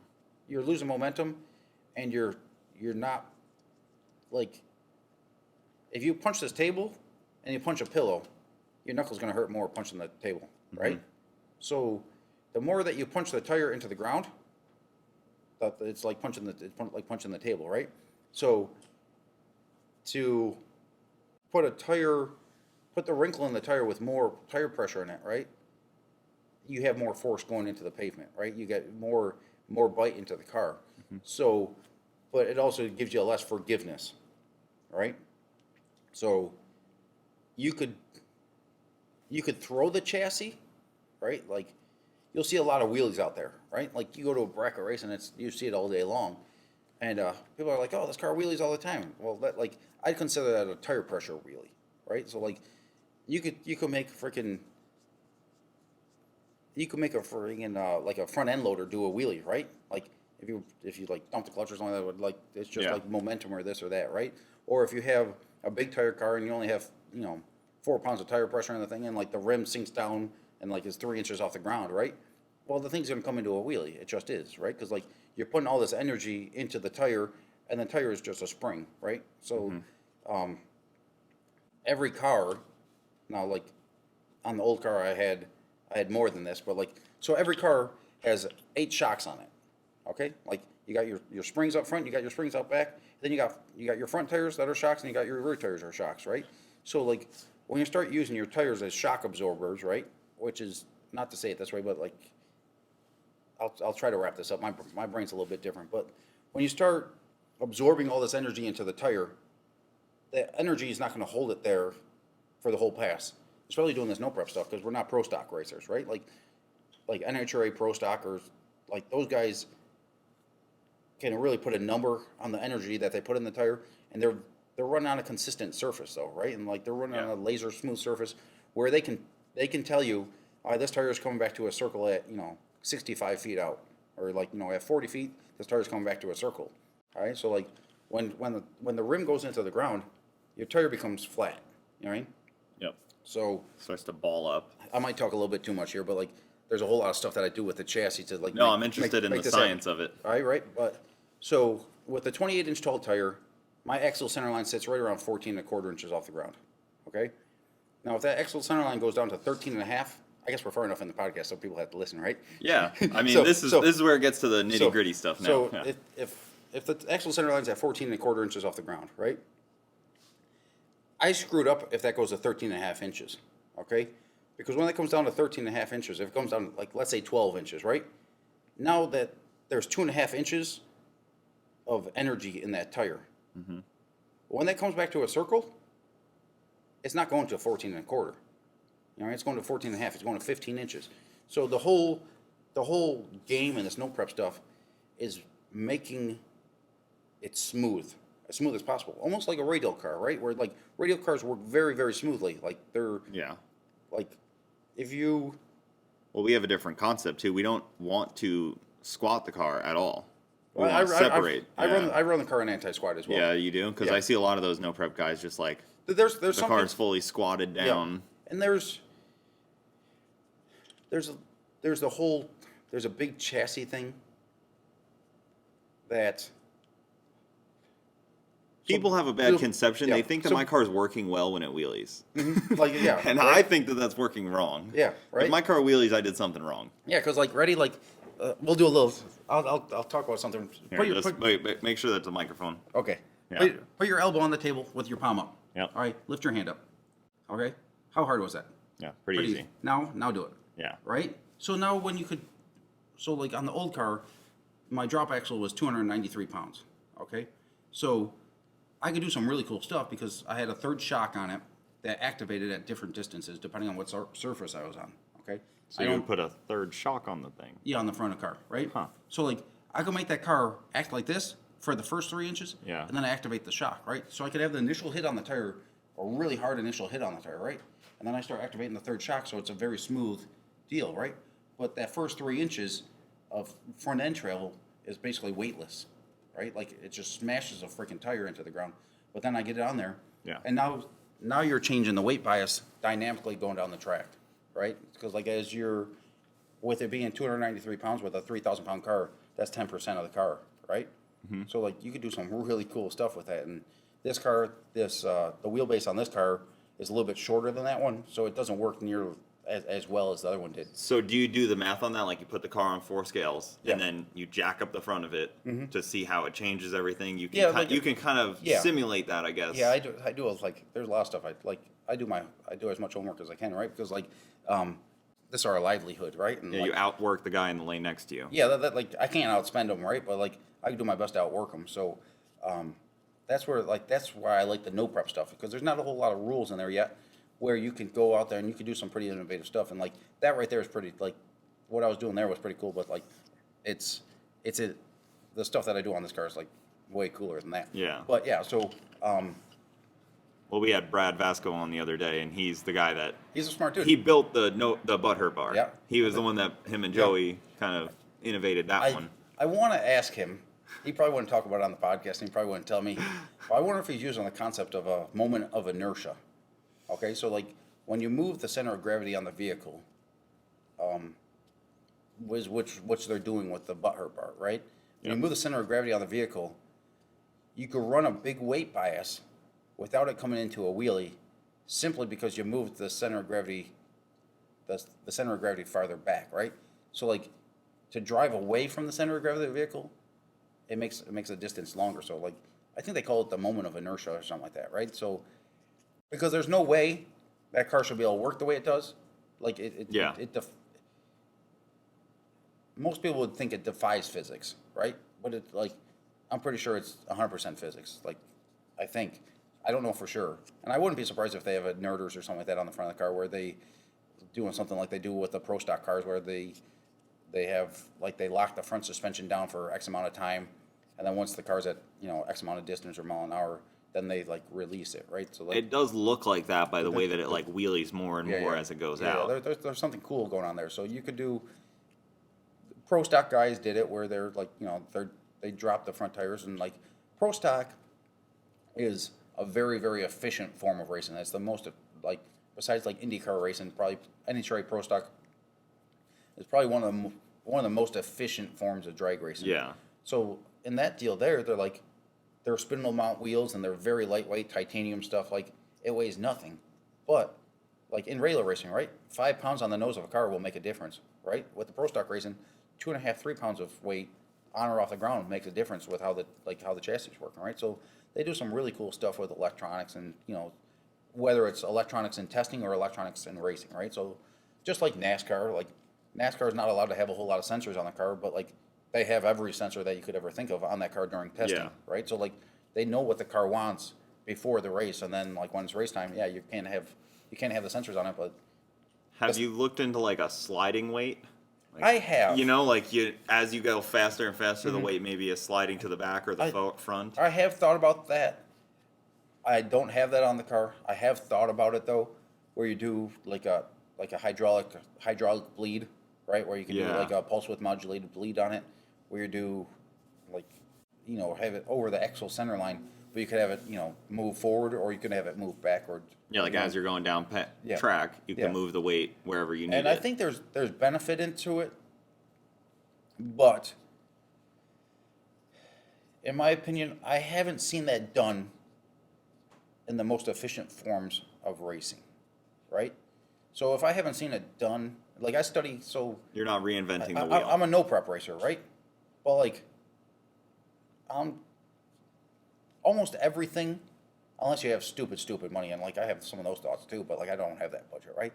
But unless your budget is unlimited, there's a chance in some form of racing, some form of competition, that everything that we do now has been done before. Yeah. Right? Like, racing started in like the 1930s, right? Like, is when racing started. I'm sure like someone was trying to figure out how to beat the guy like after the first race, or like what can I do to my car, right? And there's way smarter people out there than me. So, well, if you look at like Ultra Street and X275, like those guys have to figure out everything like that because they can't add a pound to their car. They can't take a pound off their car without the rule book noticing. And Ultra Street is very, very. Those forms are very informative, but at the same time, it's none of those people have the budget that IndyCar has. You know what I mean? Or some of the road race teams have, right? So like those guys there. This might come across wrong, but I wouldn't think any of those guys are doing anything that hasn't been tried in something like IndyCar racing or road racing or hell even like hydroplane racing. Like they do some cool stuff going on in like some of those hydroplane like those top fuel like boats and stuff like that. Well, right? If you look at like old IndyCar where they were trying everything, they had four wheels up front because and some of those tire guys, size. I firmly believe some of those guys were onto things that they were just missing one piece. You know what I mean? Like how many businesses are out there that made it 90% of the way of being successful and went bankrupt, right? Because they were just missing one piece of the puzzle, right? Well, there's the one iconic photo that I always think of. Maybe people haven't seen it, but there's a, I don't know if it's a Malibu or a G-body, but it's 235 racing, and it's got 4 of them in the back. Yeah, right? And that's like the gray area of racing to a T. Right? And then like is that innovation or is that skirting the rules or what? But like if it's not in the rules, like that's the cool thing about like the history of NASCAR, right? And like Mitch Stapleton, like he's starting to show some of the cool stuff that he did on his channel. Yeah. But like there's some really cool stuff where these people were doing things because in NASCAR, if it wasn't in the book, there was so much corporate money in NASCAR, or like so much corporate money came into NASCAR that like if it wasn't in the book, someone's doing it. Yeah. Like someone's putting the money up that these guys can hire 5-10 engineers to test things, right? And like do this testing. They've thought of everything. Do this beta testing, right? And like the amount of time those guys spent in the wind tunnel and this and that, doing like some really cool stuff, and like leaving bolts loose so that like windows could open up and stuff like that, or purposely screwing up the car to change body lines and stuff like that during the race, or you crash into it just right, and suddenly the arrow's different. Yeah, so like there's just some wild stuff that's been done out there, and So in a way, NoPrep is kind of the new that's why I like the it. new old NASCAR. What NASCAR used to be, where it's weird to say because they're completely different worlds, but like they bring out the same grassroots innovation. Like in a year or two, we're gonna get priced out of the sport probably, right? If we don't get a sponsor or something like that, right? We're gonna get priced out of the sport because like there's so much innovation, and in my opinion, it's the fastest growing sport or fastest form of drag racing, form of drag racing, right? Like, and it might be one of the fastest forming aspects of motorsports in general, because there's so much technology and so much innovation happening in the small tire stuff, and like, stuff like the butt hurt bar is a very, very simple concept, right? But I promise you, there's way more stuff going on in that car than like what is seen, right? And he did the math on that. That wasn't just like, oh, let's just try this. That was like, we did the center of gravity math. We did everything you could think of to actually make it right. And then the people that copied him, I'm sure do the math. And like, people want, like, I got the wings on the car and stuff like that. And they're like, I'm going to go put that wing on my Fox Buddy. I said, like... Big Chief still gets shit for his wing. Yeah, I said, people still make fun of his. I said, go ahead and do it. But like I said, like, there's way more than just putting a wing on a car. Like, and like, when you start playing with advanced freaking aero is freaking dangerous. I'm not going to talk about some recent incidents, but like, aero is freaking dangerous. Like, if you put your hand out the window at 70 miles an hour and like you move your hand around, like, you could legit smash your hand against your B pillar in your car if you move your hand the wrong way and like release, like, if you're just floating your hand out the window and you move it the wrong way, like, you'll smash your wrist against against the the door. But now you multiply that by 100 times, like, there's some real effects that happen, and that's why, like, a 1/4-inch wicker bill can make a major difference. And like, not having a wicker bill or not having a way to straighten out airflow or this or that, it can make really big changes, underneath the car, above the car, on the sides of the car. Like, it doesn't just affect if air is flowing across this water bottle here, and I know this is more of a podcast deal and not everyone's gonna be watching, but if you're watching, like, look down. So if air's coming this way, right? Like, the pressure here gets affected because the air in here is different, and the pressure here, like, gets affected too. Like, it doesn't just affect, like, it affects everything around it. And if this was an inch off the ground, like, now there's a vacuum under here too, right? Now there's, like, you're creating a vacuum underneath here, and like, it affects so many different aspects. Well, if you watch NASCAR, they can affect the guy's arrow in front of them and pass them because they got to the right spot and they caught him just right, and they were able to slow him down to get around him by just messing with his arrow. Exactly. And the guy in front of him. Look at a big semi that has the wings off the back of their 53-foot trailer, right? Like, there's a reason why they spent, $2,500, $3,000 worth of, aero on the back of that trailer to straighten out the airflow, to create a high pressure area, to release the drag off the back of the trailer and create a high pressure area behind that. That actually helps them, releases a lot of the drag off that, off that turbulent air right behind the, back of the semi. I know some time attack guys, and they're crazy about it. Like, the hill climb stuff.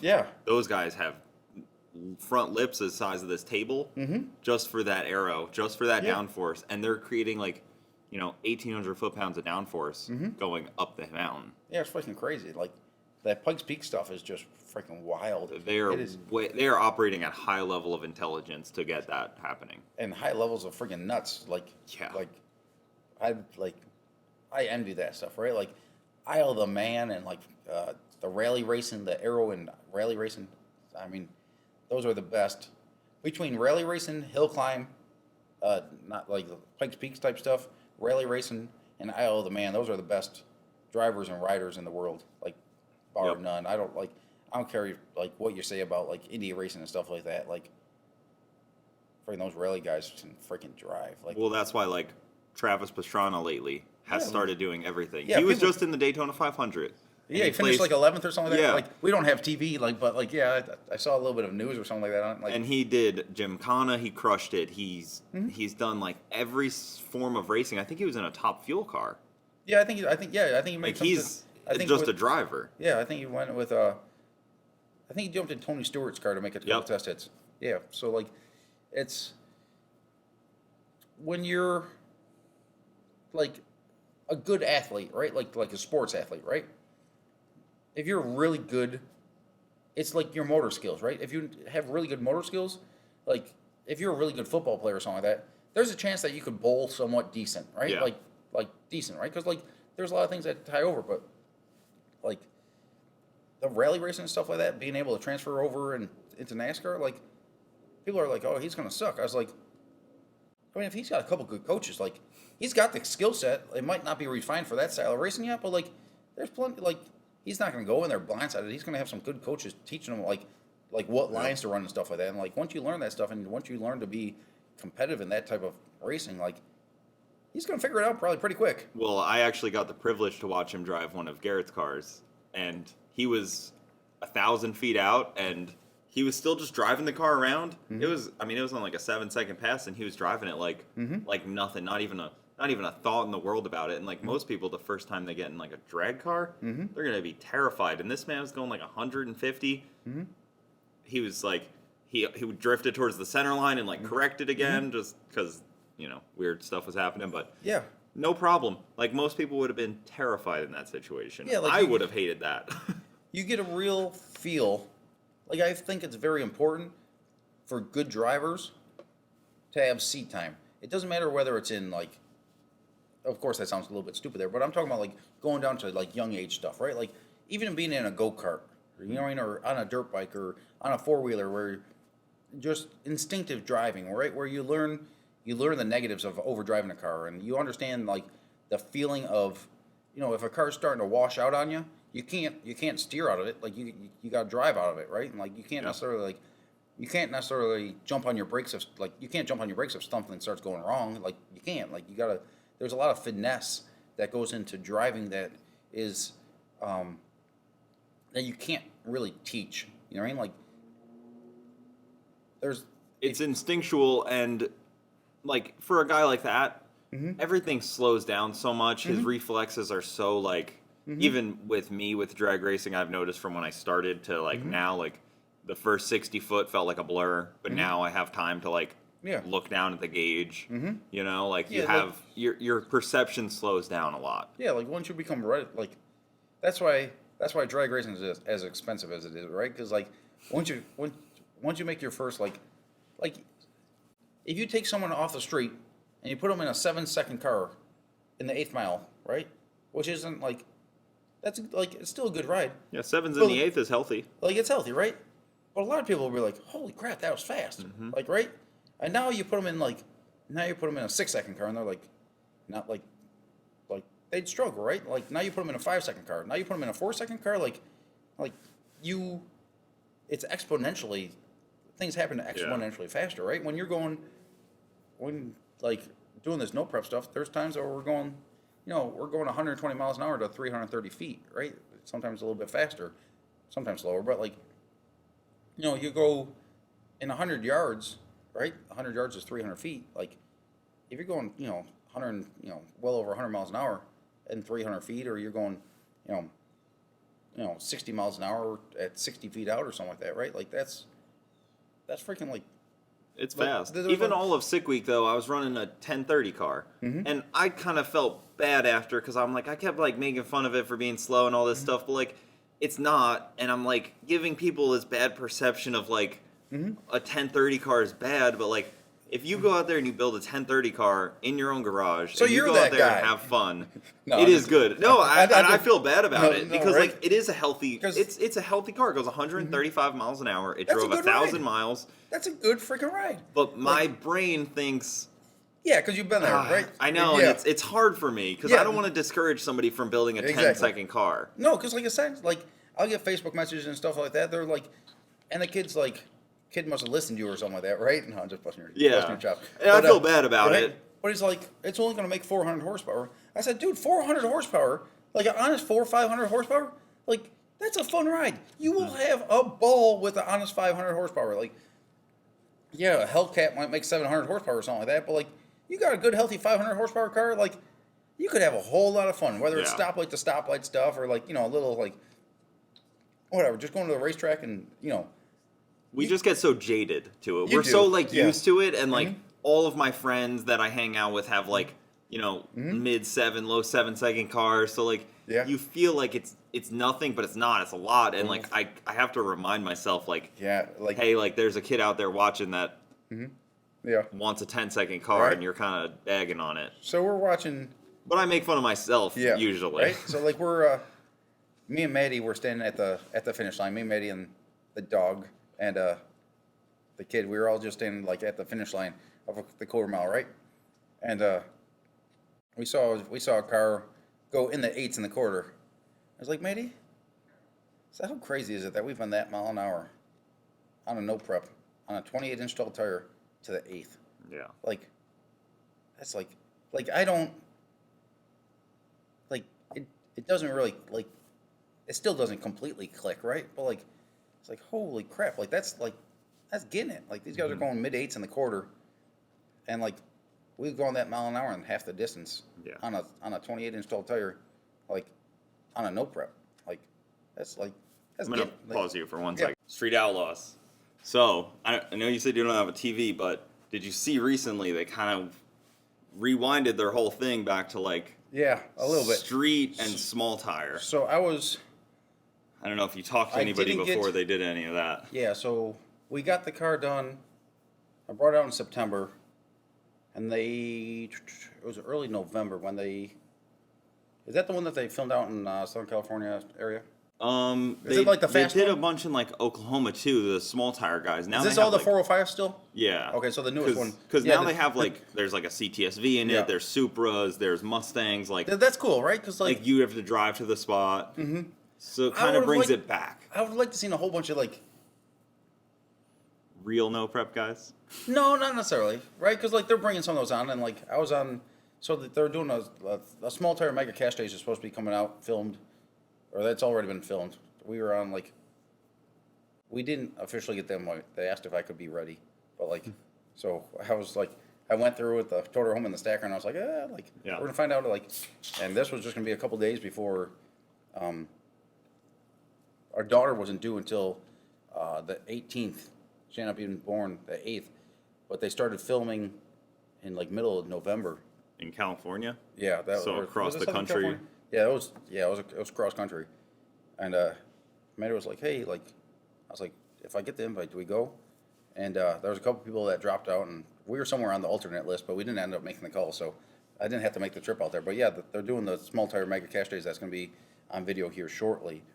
But I like the small tire stuff, that how they're going about it. I've only seen like 1 or 2 episodes because like we don't have cable TV, right? But it'd been cool to see more of like the home built cars, right? Like I would love to see them be like, hey, here's a $10,000 budget, or or a $15,000 budget, like everyday Joe type deal.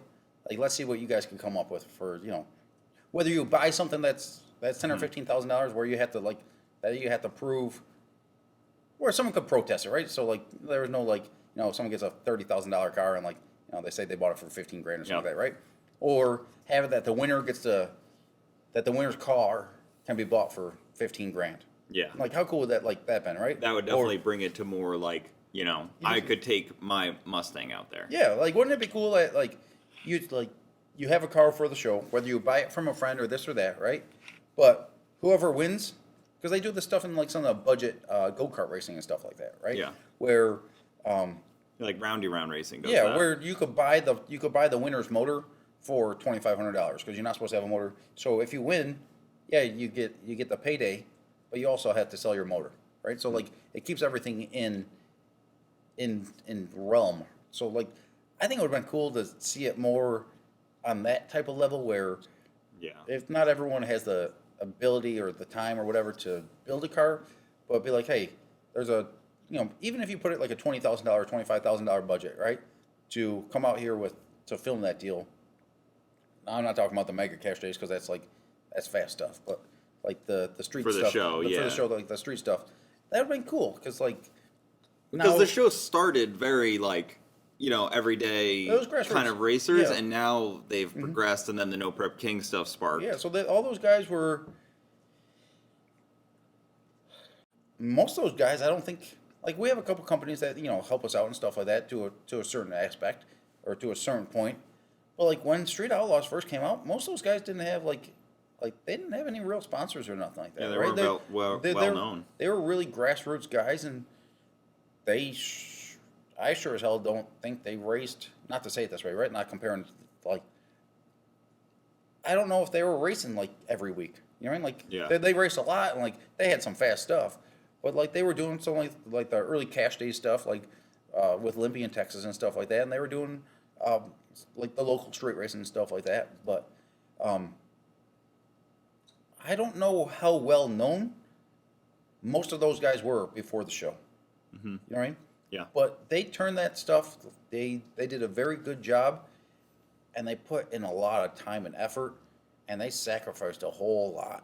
Like, and there's a lot of guys that sacrificed a whole lot that aren't on that show right now, and like they ended up biting themselves, right? Where they put themselves in a pickle because like they depended on the show to produce something for themselves, where they didn't turn that show into something for themselves. You know what I mean?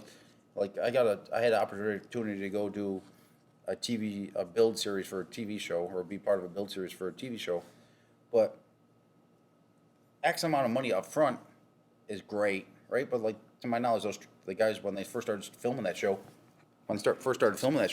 they really weren't getting paid much at all. Like not much at all when Street Outlaws first started.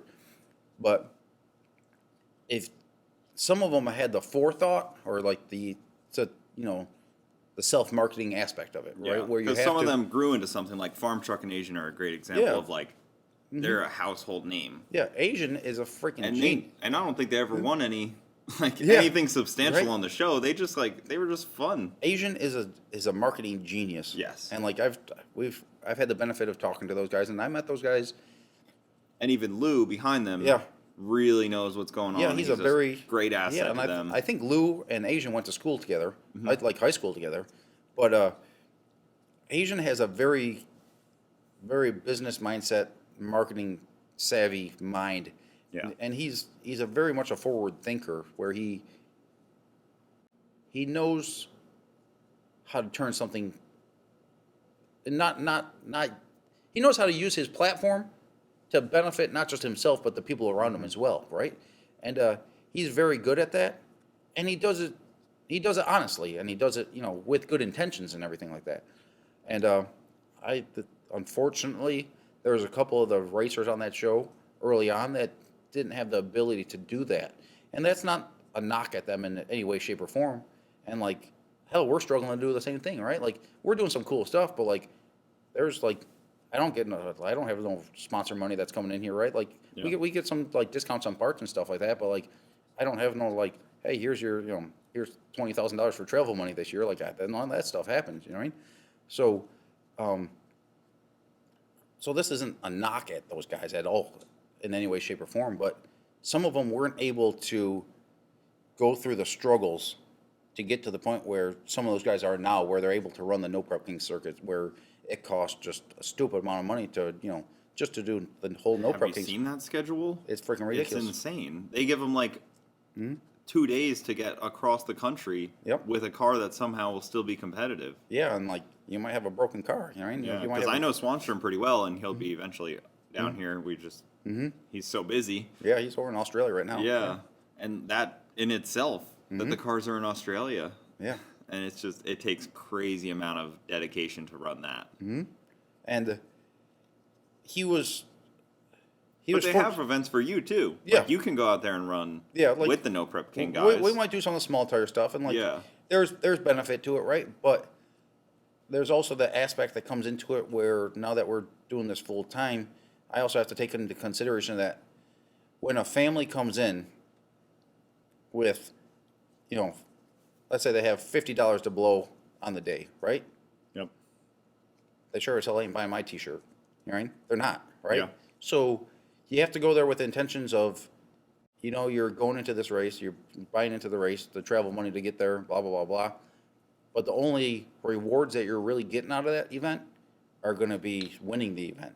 You know what I mean? Because like you're not going to get no real media exposure. You might from like some sponsors and stuff like that, because it is a good core group of racers and stuff like that. And there's a lot of companies and stuff there that are supporting the series or individual racers and stuff like that. So there is that benefit, but like you sure as hell can't depend on like T-shirt sales at an event like that, because Yeah. the everyday person is going to go buy the T-shirt from the TV star. You know, I mean, not the young couple that's living in their toter home, you know, traveling country Yeah, racing, right? the small And tire like, guy. there's nothing wrong with that, and that's just the position that we're at in our current state. Well, as a right? business, you have to You have to do be- what's right for your business. You have to be business savvy, right? Yeah. And when we don't operate on a, you know, I'm not getting a paycheck on Thursday, right? Like unless I make something, unless I go do a quick job on Thursday, I'm Yeah. not getting a paycheck Thursday, right? So like, I don't have vacation days and stuff like that, right? You don't get those benefits, so you have to be very mindful of the money that you spend. So it doesn't, as much as I love racing, it doesn't make sense to go to a race where I might win $1,000, right? It just doesn't, because like you have to consider in your fuel costs. You got to consider in like, you know, we don't have to, you know, pay for lodging and stuff like that because we stay in the toter home. We still have to consider fuel cost, entry fees, wear and tear on the vehicle, you know what I Maintenance, mean? yep. Maintenance, and so on and so forth. So I hate to be that way, but it's still like, if it costs you $500 or $1,000 to enter an event, it doesn't make sense to run for, you know, $2,500. Well, I'm in the same boat. People are like, "Oh, you're going to Rocky Mountain Race Week," and I'm like, "Well, it's a lot. That's It's a long ride. It's fully across the country to go stay in 6 different hotel rooms, and it's a lot. Like you got to think about that kind of stuff. It's $1,500 just for hotel rooms to do it, like an event like that. And, Yeah. like when I did Drag Week my first year in 2013, I came home with like literally less than $100 on my friggin' debit card. I didn't even have a credit card at the time. Yeah, one thing right? breaks too. Yeah, like right, and like I had to buy a set of tires, and had to put a set of front tires on the car because they got screwed up. But like I had, you know, I burnt through all my cash during the week, and like I only had a debit card, so like I couldn't even like you can't even swipe it as a credit card, right? So like that's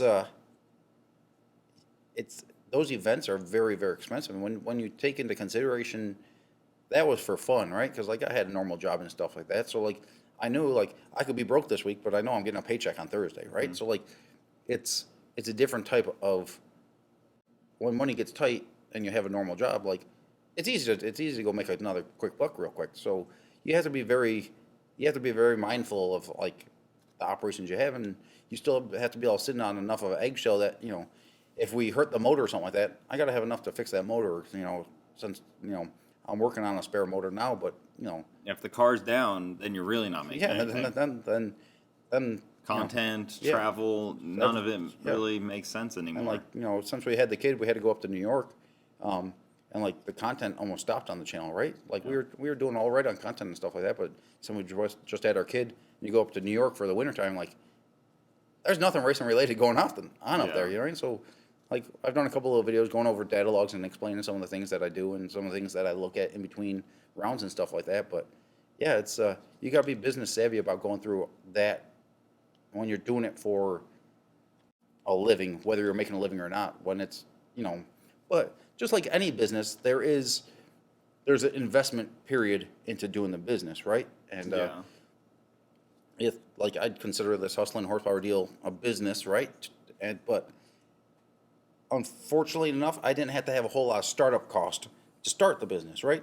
So then you're able to run the marketing aspect of the business and stuff like that for a fairly low overhead, since it's just like me and Maddie doing it, right? So we're able to attend these races and do this stuff without having to. I didn't have to pay $50,000 or take out a $100,000 mortgage to open up a shop. You know what I mean? Like, it's like I work out of my trailer, right? So there's that aspect of it that you can be able to do this stuff without having a first initial major return on investment. But we're also running for plenty of good money that, you know, we only have to win 1 or 2 good races a year to be able, you know, cover our racing expenses. And then with, you know, merchandise sales and stuff like that, when we're hitting up an event that has, you know, might have 3,000 or 5,000 spectators, you know, you could hope / plan on selling some merchandise to a certain extent. So lately, I've had this idea, and I think there's like a handful of people that can actually like do it. I can't because it's not me. But if you were to start like a Patreon service where people pay $8 a month and they have a direct line to you. So they're going out NoPrep racing. Mm-hmm. You now can talk to them. They can send you maybe the data log. They can, talk to you on chassis support. But if you have enough people paying this like monthly subscription and they're actually benefiting, Yeah, so like I think that could be a really valuable thing for you and them. 100%. I agree with you 100%. Like, I like racing too much for my own good, right? Like some 20-year-old kid, I'm about to go NoPrep racing. Oh, cool! I pay $10 a month. I can send him a little bit of my data log and maybe talk to him about chassis work. But it's like I've helped out a lot of racers, and I don't necessarily I don't want to tap myself on the back, right? But like I've helped out a lot of freaking people, especially people that were in maybe some form of small tire racing, right? And then they want to do NoPrep racing. And I helped out one guy this past year, and he went out in his first NoPrep race. He went out and won 10 grand against some pretty good cars, and it was literally legit his first NoPrep race. Yeah. But we went back and forth, and like he was asking me a bunch of questions. We went over it, and like I didn't charge him nothing, but like that's me trying to grow the sport, right? Yeah. But me trying to grow the sport doesn't feed the family, right? Exactly. And it doesn't put fuel in the car and stuff like that. So it's just like. But if somebody could have that direct line to you, and you could have dozens of people that have that direct line to you, it's basically like the Facebook group, but kind of one-on-one. Yeah. Instead of like. It's funny you say that because when I was at the track at Orlando just after sick week, I had a couple of people come up to me and they're like, "If you're going to be here for the week, like I would have liked to pay you to come do it." And I was like, because we skipped South Georgia and we skipped Gainesville just because like it didn't make financial sense to go up there. And a friend of ours has a house down here in Florida, so we spent some time with them. And I was like, but if I was going to get paid, $500 to tune on their car for the week, well then it probably would have made sense to go up there, right? And like those were just two people that were that I didn't solicit. Is that the word? Yeah. Like I didn't market myself. But you could be completely remote helping them. Like I mean, shoot, you send your tuner a log and a video of what your car's doing, and a smart tuner will tell you what to do. Yeah, you could paint it. I could do it to a certain point. There's very, very few tuners that can paint the whole picture through a data log, right? Because there's so many different things that there might be happening in the data log that the video doesn't show you, right? So but as long as if you get a video and you get a data log, you could paint a really good picture of what's going on in that car, and you could really make some really good adjustments to that car. And like I was at a NoPrep race helping out a friend just recently. Actually, this was last fall, and he was like, "I want to make some chassis changes, or I want to make some power management changes. You want to make the changes to the tune-up?"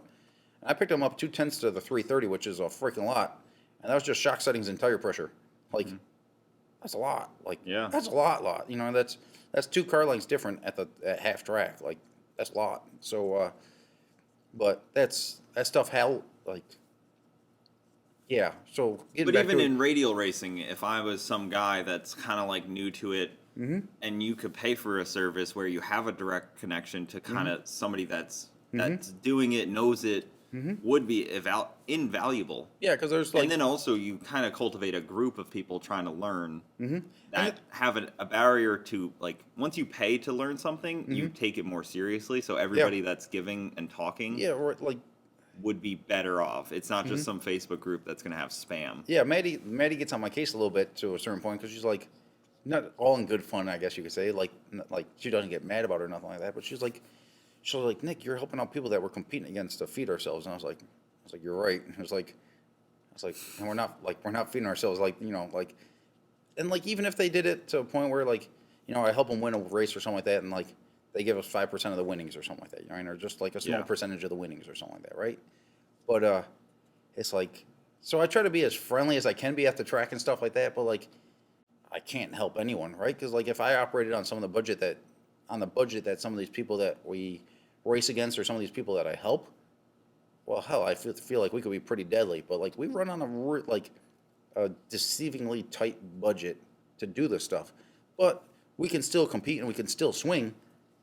But I also know I have a pretty good inclination of what a really good car with a real budget could do doing this stuff, and I know that's on it's coming soon. Like, it just is. It's only a matter of time until a big money team or someone that wants the limelight of what some of these people get, you know, of winning these no prep races, right? Because there's a fair amount of publicity at some of these races, and you know, a lot of big YouTube channels and stuff like that are at some of these races, and Yeah. you know, people want that notoriety, and there's people that will pay big freaking money to get that notoriety, right? So like, it's only a matter of time until someone comes in here with a purpose-built car with a paid tuner, and that they've showed up to several races, and we've been fortunate enough to hold our own against them and beat some of them.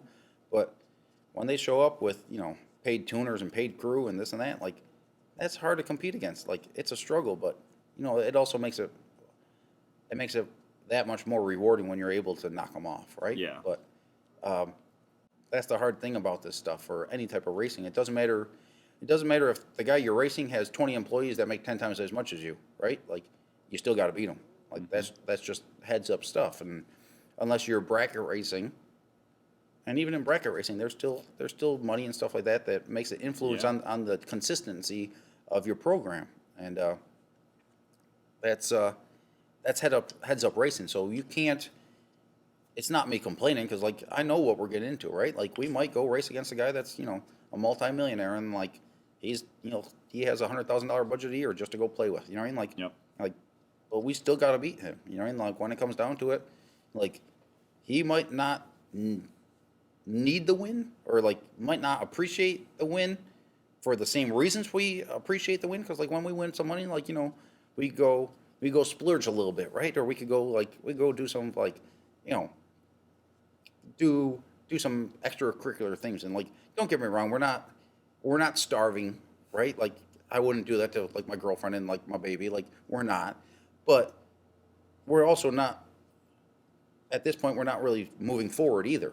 But there's a lot of people in life with normal jobs and stuff like that that don't really move forward financially having your normal job. There's a lot of people that live paycheck to paycheck, and I'm not saying we live paycheck to paycheck, because I do have a race car that I could put up for sale, and I do have a toter home that, you know, I bought with the proceeds of selling my house, and I got a stacker trailer, and like, I do have, you know, spare parts and stuff like that. So like, we're not starving in any way, shape, or form, but like, we do run on a very, very tight budget, and everything that I have now has been because I spent 5 years working, you know, 150 overtime shifts a year to be able to get us to a position where we could be in a position to, you know, to travel and race and like go live life for a little bit. And you know, I have a severe I have Crohn's disease, which is I have Crohn's disease, so like it's a disease that, you know, expands over time. So like, I don't know how long we could do this for, right? So like, there's no reason not to live life now, because in 6 months from now, like, I might have to have a major surgery that doesn't allow me to do this stuff no more, right? So like, there's no reason to. This goes way more than just racing. There's no reason to plan your life.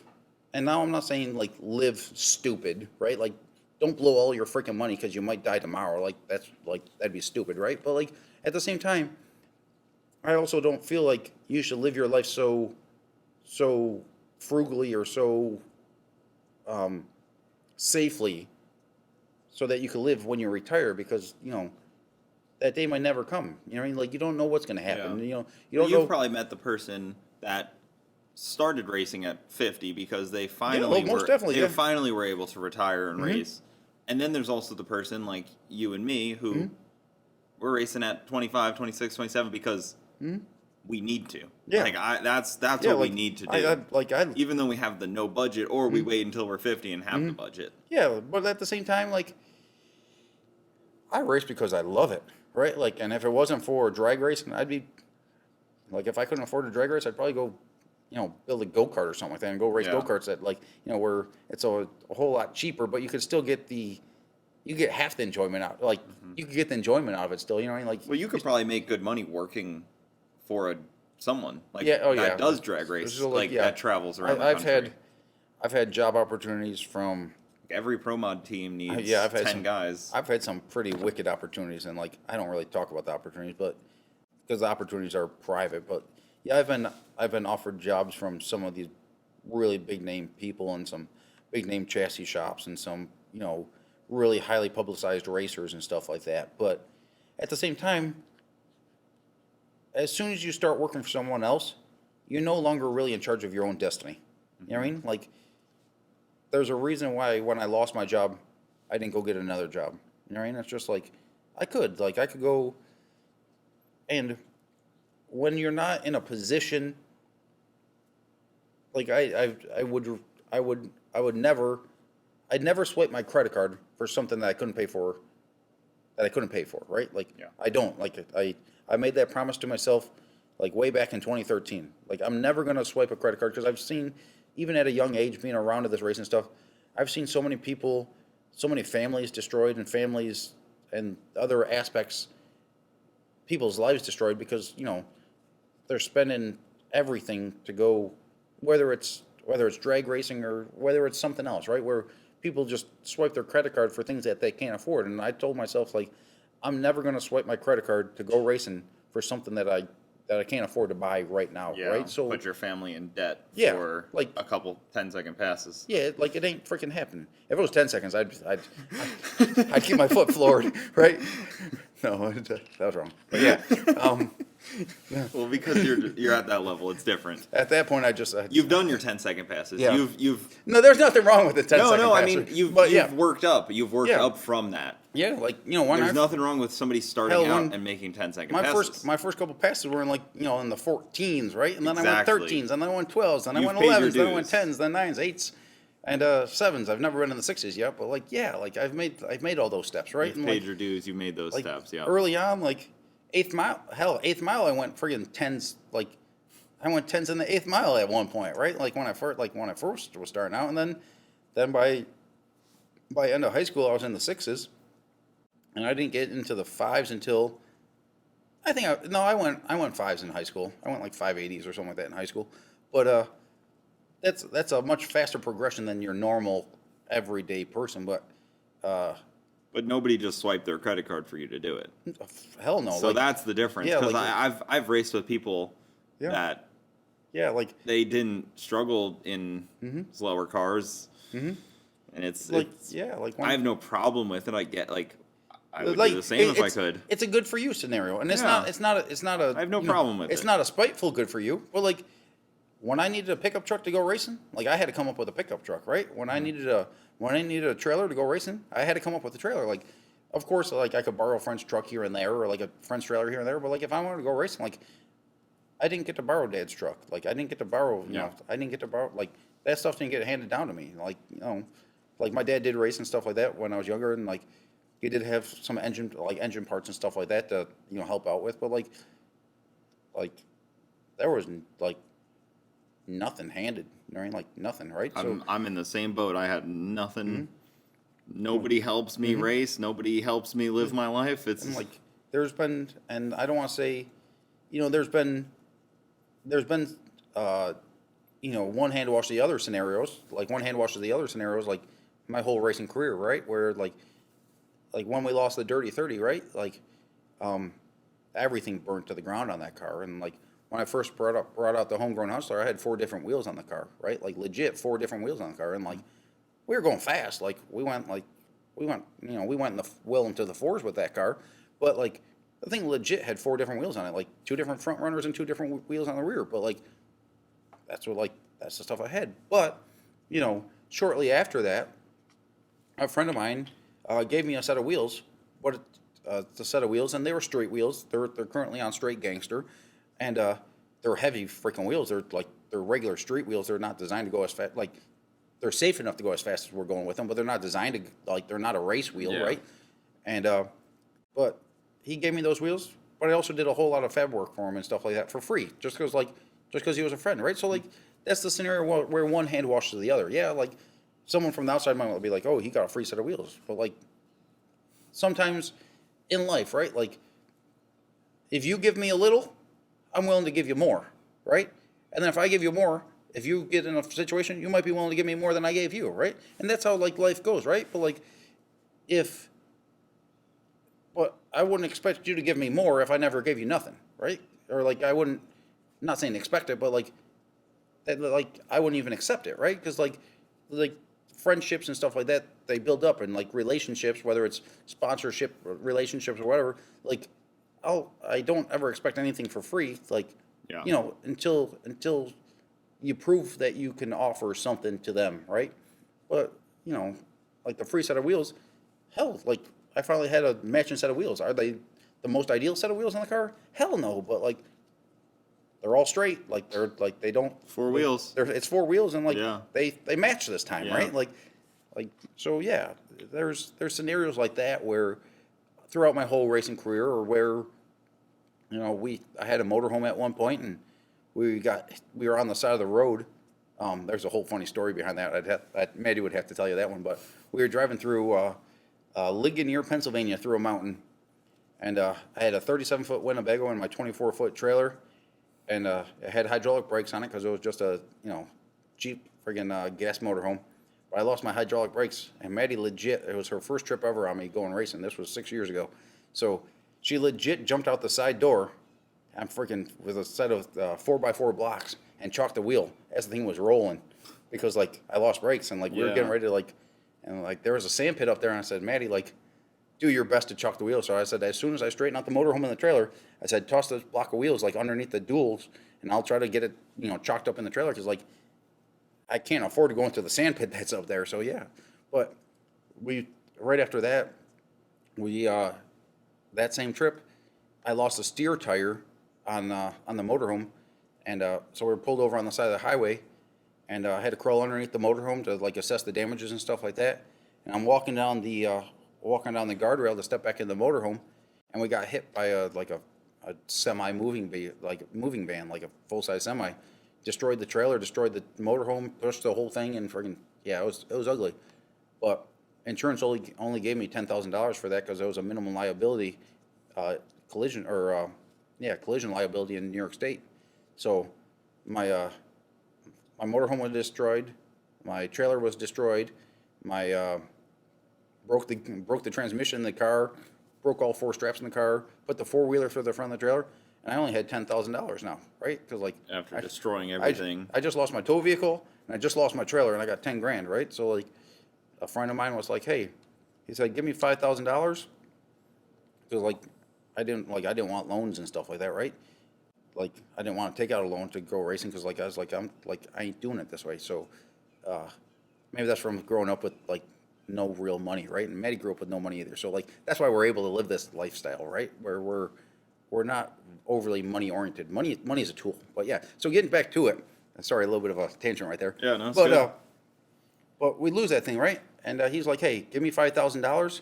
I said, hey, like we got some obligations with some companies and stuff like that I said I'm going to go to X amount of races for like a parts discount on parts, right?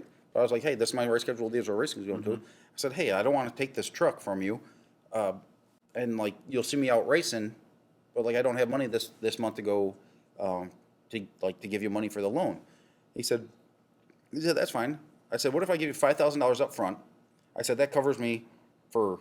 I ended up paying $10,000 for the truck, right? I said, what if I give you $5,000 up front? I said, I'll give you $5,000 by next year, or within, I think it was not 1 year. I think it was, I told him within 2 years I'll give you the rest of the $5,000. He said, I'm fine with that. I said, like, would this $5,000 cover me enough? I said, next month I might be able to give you a payment. I said, but I might not be able to give you a payment for 2 months or something like that. But like, I'll make sure it's paid off by this day. And he was cool with that. And sure enough, I paid him off like 6 months in advance or something like that. But like a favor like that is freaking huge, right? Because like I had no truck, I had no tow truck, I had no trailer, and like I had to go buy another trailer. So that was like kind of a make or break of your next 5 years of racing potentially. Because if that didn't work out that way, you may have kind of hung it up for a while. Yeah, you'd have to, right? Because like, and if you piss off, if you do good by someone, right? That person might tell one or two people, right? But if you screw someone over, whether it's a company, because like all these companies are tied together in the industry, right? Like they like something that like PRI, right? Like the wheel company and like, the electronics company, they might be out to dinner together, right? They talk like, we're in the same industry. So if you piss off one of those people, or you piss off, you do something wrong, that stuff spreads a whole lot faster than doing good by someone, and that's just not in the racing industry. That's just that's human nature by like that's just human nature, Yeah. right? I even So- get extremely frustrated when I see somebody screw over a company because I know that hurts everyone. Yeah, Because and then, if like- one company gets screwed over, they're not going to sponsor the next guy that has They're them. not right, and So like if you kind of burn everybody's bridge, they're like, I'm not going to sponsor somebody in NoPrep. Mm-hmm. I got burned by that one guy in NoPrep. yeah, because like if I go and like exactly like if I go and like when I've donated work to someone, and they're like, hey, I'll pay you some money later on, like I can't work for a later on to the next guy either, because like Yeah. if this guy never pays me, like, well, like, I could have made money with that time, like, and like, I understand, like, that was when I had a normal job, and like, I was like, I don't need to do this work for you to pay my bills, and like, but, so I could, at the time, like, I was able to take a IOU, but if I don't get that IOU, well, like, that puts a bad taste in my mouth to go help out the next person that's like, hey, I'm in a pinch right now, could I give you some money Yeah. next month? Well, like, Even though it wasn't the same person. I can't tell my landlord that we have an apartment up in New York. I was like, I'm going to pay you next month. Like that stuff doesn't work, right? You can't tell the your gas company or I can't fill up my truck next month with like Yeah, there's like no IOUs it doesn't there. work. Like I don't get IOUs, right? So that's you put a bad taste early on in your career to a company, you might as well squash it, right? So like if you have a bad attitude and you got what's called early on in your career, like I plan on doing this stuff for as long as I can do it, right? Hopefully that's a long period of time, with my medical conditions and stuff like that. It might only be it might be 6 months from now. I have no idea. It could be tomorrow. Like I honestly don't know. But I plan on doing it for as long as I can, and like I'd love to see my daughter in here racing and stuff like that, right? Like that'd be freaking awesome. And like Maddie, she loves this stuff, right? Like there's not many girls in their right mind that would. There's no girl in this right mind that would do the amount of work that we do to do what we do if they didn't really love what they did, Yeah. right? Like it's just like She's driven too, right? yeah, she is very much so. And I told her that very on because before her, I haven't really told her the story. I guess I have to a certain point, but like I had a girlfriend that was very supportive, right? But you can't just be supportive with this lifestyle, right? It doesn't work, right? And like I wasn't a full-time racer at that point, right? But like this stuff takes a lot of time and energy and dedication to do it well, and especially if you want to like make a life doing this stuff, right? It's if you want to start a business, this ain't the business to make money. It ain't, right? But like No. if we could sustain ourselves, like if we could turn this stuff into something where we sustain ourselves, where we don't have to hustle like 5 days during the week to be able to like go racing, where we could get other venues of revenues and money, like that'd be awesome. But if I wanted to just make money, like this ain't what I'm doing, right? But like money only has so much value in life, right? And like there's only so much time in the day, and there's so much time in your life, and you don't know when that number is. And I guess my viewpoint on that has changed a little bit after being in 2 bad wrecks and with the medical issues and stuff like that. That like there's no reason not to live today for whatever it's worth. Yeah. You know what I mean? Like we're perfectly cool. Like we're perfectly okay with taking a walk or going for a hike at the state park. That's like doesn't cost nothing, because there's a lot of cool stuff to see in this country. There's a lot of cool things to do in this country that doesn't cost a whole lot of money, but the racing does. It costs a lot. Well, and you guys have seen so much. You said Oh, you've yeah. done like 300,000 miles with Yeah, the dog. we've done something like 350,000 miles in the last 4 or 5 years. Yeah, that's a lot of freaking driving. That's a lot of fuel. Like There's people that live, 50 years in one spot and never see anything. Mm-hmm. And like maybe they have a nice savings account, but like yeah, they didn't see anything. yeah, and like They didn't meet anyone. I don't want to say it this way, right? But if you found out that the world was ending in 2 months, if you have regrets, you're not living life right. You're just Yeah. not, right? Like, and like we were just talking with a pretty accomplished couple up in Orlando. They came down. They drove like 1,500 miles here, husband and wife. I'm not going to mention names or nothing like that. And we actually just met the people, but the wife had a medical scare, and they went and did sick week together, the husband and wife, and she's no longer, that immediate threat is no longer there, right? But it opened up their eyes to like, holy crap, like, we're in our 50s right now, and like we've built a business that did well and stuff like that, but what about everything else in life that Yeah. we didn't do, and right? And there's, if you want your business to grow really good, you got to make a whole lot of sacrifices in the early on, right? But as you're making those sacrifices, there's all those other things that you're missing out on, right? And like when I was at my job I was there for 4 years, 11 months, and 2 weeks, and they fired me 2 weeks before I was like had some benefits from leaving the company. So like that put a little bit of a like a little screw you in there, right? Like a little bit of a sour taste in my mouth because I made like $67 that month on YouTube, and they fired me for a second form of employment. So yeah, Oh. right? But like I donated like legit like 5 years of my life to that place, right? Like Yeah. I worked like a freaking idiot, but I also had altered intentions when I was there, right? I knew I wasn't going to make a career out of the place, right? I didn't want to be in New York for the rest of my life. I didn't want to put my destiny in someone else's hands, right? Because I know that something stupid like that could happen, right? Where there's, when businesses get in a tough position or something like that, like they're not afraid to fire people, right? Like they're not. Like No, everyone's replaceable. everyone's replaceable, and like I have a skill set that I could go get another job at another place and go make more money or this or that, right? Or be in a comparable situation. But when you realize situations like that are as prominent as they are and happen as frequently as they do, it makes you think about things a little bit differently, right? So it's hell, my friggin' foreman at the place, right? Or my main guy there, after like my first year at work, he was like, Nick, you got to he said, some people belong between four walls. He said, you need to go out there and see what you're capable of doing. Like he said,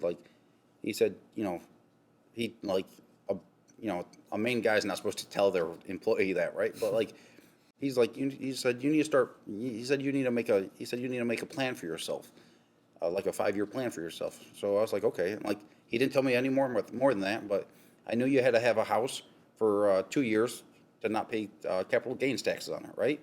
So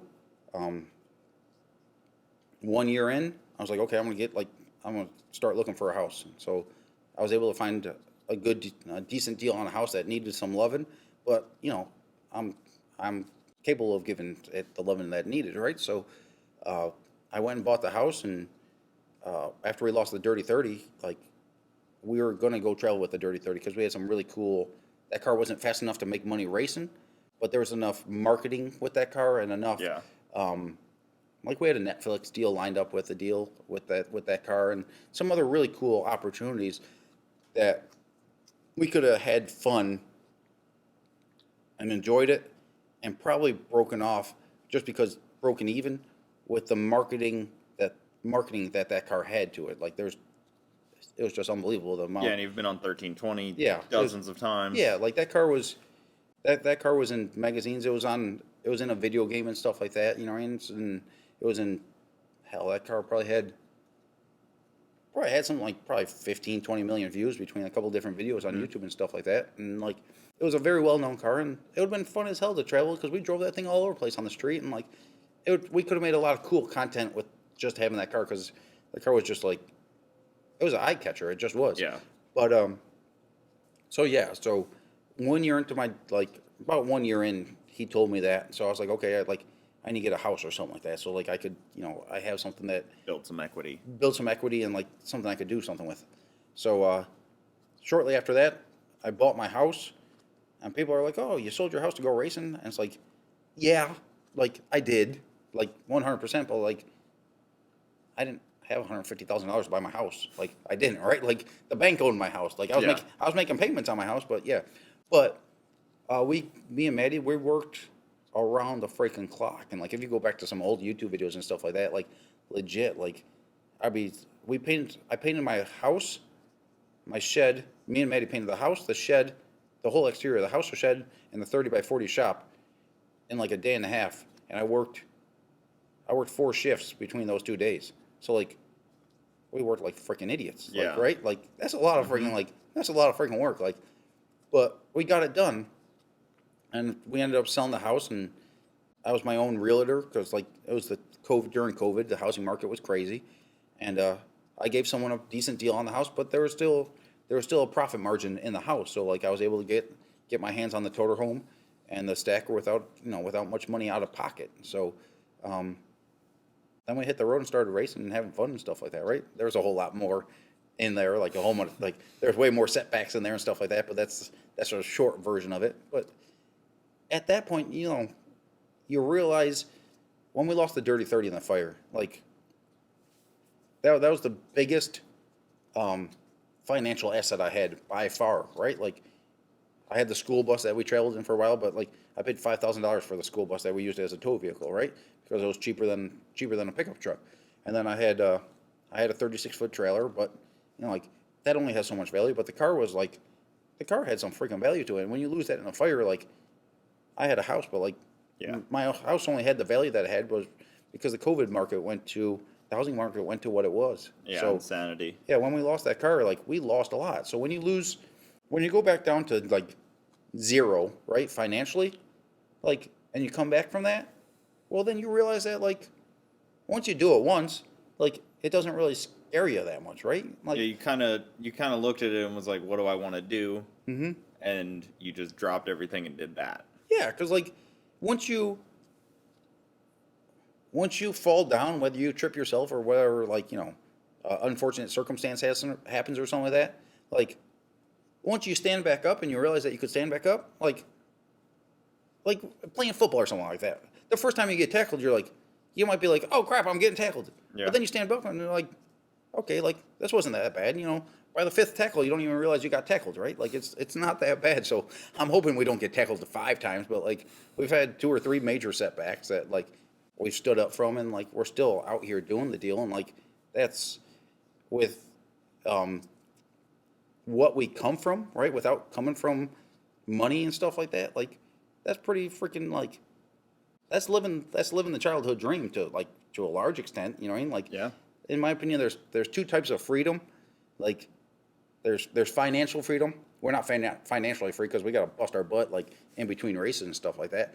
But the other freedom is being able to wake up and be like, you know what, we're gonna stay here in Bradenton an extra day and like come do this podcast, or tomorrow I think we're gonna drive to Daytona Beach and hang out there before do a gig over there instead before so that's a whole different type of freedom, and that type of freedom doesn't cost you much of anything, right? Because like that's a mental type of freedom, right? Where you're in charge of your own destiny, like tenfold, like even though it's tough, tough, it is your freedom. Yeah, and your freedom is my freedom is different than your freedom. I mean, ours are probably pretty similar, but like my wife's is a little different than mine. Yeah, right. But like there's other people that their freedom might be something completely different, and that's perfectly okay. I mean, right? There's plenty of people that just want to get home from work at 5 o'clock, sit down on the couch, and drink a beer, watch right? Street Outlaws. That's not me. Like I can't do it, right? And like that's just not the type of person I am. And if they're happy doing it, like I envy the hell out of them, right? Because I can't do that, right? Like I'm too screwed up in the head to be able to sit around, right? Like if I'm not, no one likes working, right? But if you enjoy what you're working on, then it's not work, right? Because you could be working, you could work 15 hours a day, but if it's what you love, you still don't like work because you're not working, you're doing what you enjoy, right? Yeah. On sick week, I replied back to somebody and I don't know what they said, but I replied back, I'm too stupid to quit. Yeah, right? I'm too stupid to give up on sick week, this far in. And even though you're the most grueling vacation ever. Mm-hmm. Yeah, and it's like sick week and stuff like that, or any of the drag and drive events are like operation working vacation. And if you think you're going to go there and you're going to, drive right through there, you either got a whole bunch of you got a whole bunch of horseshoes up your butt, or it's like you're 18 hours a day at work. Or you're in for a really rude awakening. One of the two. Mm-hmm. Cause that's the cool thing about those events is, it's starting to change a little bit now with remote tuning and this and that, right? Yeah. But before you really had to, and this isn't at a knock, this is just the evolution of the sport, right? But early on, like, you had to really be able to work on your stuff, right? Yeah. And like the quarantine rules were like, they watched you. Like there was 4 or 5 people in quarantine making sure you didn't do nothing wrong, right? And like Yeah. if you if you had a smallest little deal, right? Like if you were a quart shy on oil, you're running your car quart shy on oil, because like if it's not in your car, like you're not getting it. Like that's just that was the rules of the event, and it did create some carnage and stuff like that. But that was like, in my opinion, like I'm a little bit more what's called it that way, but Kind of the heyday of it. I think it was cool then, right? Like because it was really really of an endurance event. You know what I mean? Like it was more of like a. Now I'm not a military person, but it's almost like the Navy SEALs freaking Hell Week or something like that, right? Yeah. Like it was just as much on your mind and body as it was on your car, because like there's times where you're only sleeping 2 hours a night or something like that, and like I'm normally used to that, but like a lot of people can't function with 2, 3 hours, 4 hours of sleep a night, especially having to perform at a high level the next day, right? Where you can't. It does add a safety factor into it, and maybe that's why they made it. Maybe that's why it's a little more lenient now, because That was kind of my thoughts. There's also. more cars going faster, but like, It gets dangerous. Like if you don't have the capacity, the brain capacity to really check over your car. not many people can function. Most people, so like for a long period of time, for like literally like my 5 years at work, and even before that, 5 years at like my real like career type job. Of course, I've worked since like I was young, but like 5 years at a career type job, I literally worked well over 100 hours a week between like, because we still the year my last year I worked 156 overtime shifts, and we raced out of town 26 weekends that year, like out of town, at least 3-4 hours away, right? So like, that's averaging 3.5 overtime shifts, 3.5, 4 overtime shifts. I averaged about 2 to 3 overtime shifts during the summer. Then I averaged, because I had to work in the shop to maintain the car and stuff like that. Then in winter I'd average 3 to 4 overtime shifts, over the winter. But not many people can operate on 2, 3 hours of sleep, 4 hours of sleep, and still be able to function at a productive rate. You know what I mean? And like, In a safe way. Yeah. Going down the track, because like even like with my Camaro, I check over that car after every race.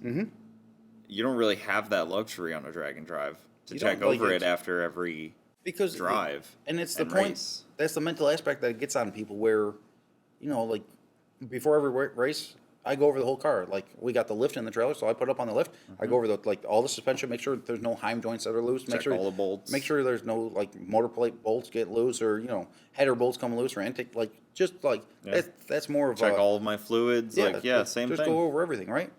But when it gets to point of something like, let's say, day 2, 3, 4 of that, right? Day 5 of that, that's a half-hour job. Most people want to sleep for that half hour. That's how valuable a half hour of sleep is at that point. You may show up and not have time. Yeah. So you got to get your pass in. Yeah. So like that's where the rigorous aspect of the deal goes. And then if that's the reason for it, I totally understand it as well, because that's just something that you either have it or you don't. And there's nothing wrong if you need to sleep 6-8 hours a day to be able to function at your normal capacity, right?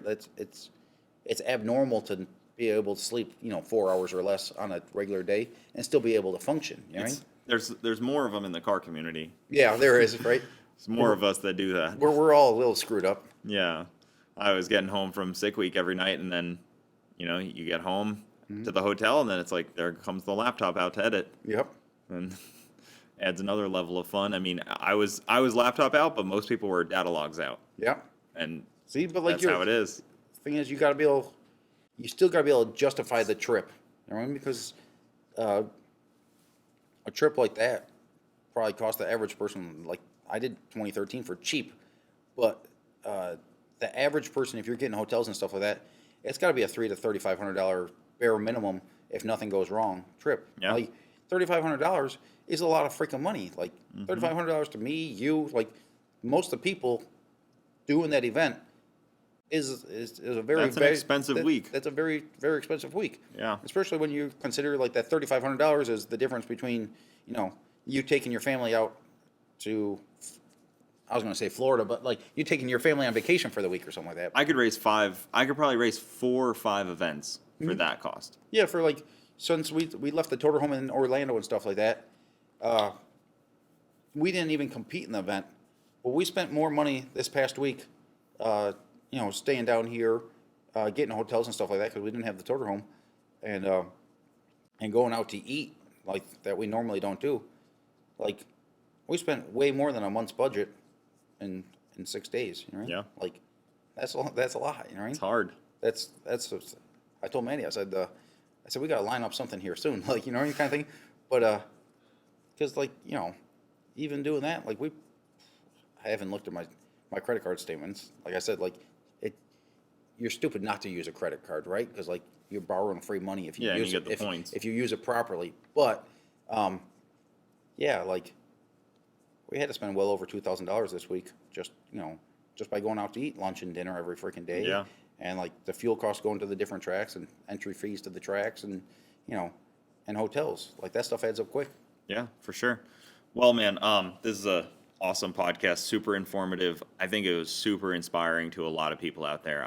I was really pumped to get to sit down, and I think it exceeded even my expectations of how inspiring this would be, because I knew your story was like a very inspiring one to a lot of young racers and people that are racing on a budget with family and everything. So I implore everyone to go check out Hustle and Horsepower on YouTube, Facebook. You guys are probably talk to everybody that comments there. Yeah, that's a full-time job just there.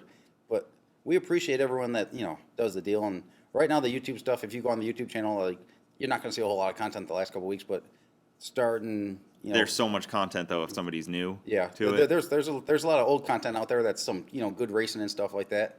And in the next week or two, we're really going to start, we're going to hit the ground running again. But like I said earlier, our daughter is 2 months old now. So she's good enough to start hitting the road, right? Yeah. So we're going to get, I have a down payment on the toter home and the stacker. And I also have several other, offers on it. But I have a down payment on the combo. So we're going to be looking for a motorhome, and we're going to try to find a young person, ideally someone like just out of high school or something like that can travel with us, and like a paid internship deal where they can video and stuff like that. Because Maddie, she's my I don't want to call her my crew chief because I do all the tuning, but like she's my main crew person, right? But she's also mom, so she doesn't have the time. The downtime in between the passes and stuff, like her duties and stuff like that, she's got to be mom. So like it'd be helpful to have someone traveling with us to just to hold the camera, and someone that we could teach how to do basic editing and stuff like that. Because like our YouTube stuff, it's not highly edited stuff. It doesn't have to be. Like it's more about the journey and stuff like that. And it needs to be out there more than it needs to be edited. Like we could worry about that stuff later on, but we do so much cool stuff throughout the week, and meet so many cool people that it's not even necessary for the monetization of YouTube. Don't get me wrong, that'd be more than beneficial or more than helpful. But it's having the memories for ourselves and having the memories for our daughter, and like having the memories that you could spread around and stuff like that. That's the coolest thing is about having the documented deal. And like the pictures that pictures and stuff like that are, a picture's worth 1,000 words, but a video is worth 1,000 pictures. And like it's so cool to be able to go back, and we go back to a video, and like I'll occasionally go back and watch a video, and like I don't necessarily remember the race. Like I was like, when I watch it, it's like, yeah, okay, now I remember stuff like that. But we've done so much cool stuff, and we've traveled so much that's like,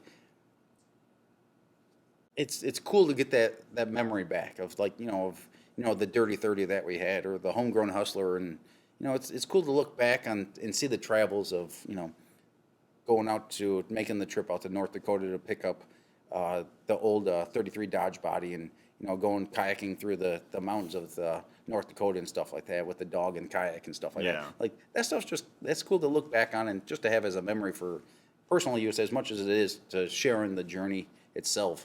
Yep. Well, man, we're gonna wrap it up here. The seat is always open when you come down. I appreciate it. Back down to Bradenton. Hop back on the seat because there's probably plenty more we can talk about. Oh, So much. there's so much that we could talk about. Yeah. I mean, there's so many. I'm so excited for your next few months of racing here and I'm- see how the car goes and all that. I'm pretty hopeful. Like I said, we've been to 4 finals out of 14 events, and I didn't make one test pass before we started racing. So Yeah. I've had a couple of test days in there, but I've literally only had 2 or 3 test days in between our races. So we're gonna figure that out here soon. Yeah. The car's good, but I'm excited to see how well it does this year. We're racing against some good quality teams and some cars that have been together for a long period of time, and some people that have a whole lot of passes on their car. But Yeah, the NoPrep's pretty serious right now. it's getting really serious, and there's some big teams coming into it. But hey, my goal is to show up with a car that's competitive, and we'll do our best and see where our chips fall. You know what I mean? But I'm pretty much willing to put us up against just about anyone out there. You know what I mean? I don't ever tune scared. You know what I mean? I feel like we have a fairly competitive car, and we have a good enough chance to run just against just about anyone. Yeah, you said you'll be at Yellow Belly soon, right? Yeah, I think we're gonna do Yellow Belly. That's gonna be fastest in America or something like that. Yep. But that is April 3rd and 4th, and then you said you're doing Texas 2K, so I might put plates on Straight Gangster or something like that for a Texas 2K or something like that. That'd be fun. Come join us. Maybe. Come join us, man. Well, thank you so much for coming on. That's going to do it, guys. Thank you so much for watching. And he will definitely be back on because that was an awesome conversation. So I'll Appreciate see it, you guys. next time. Thank you.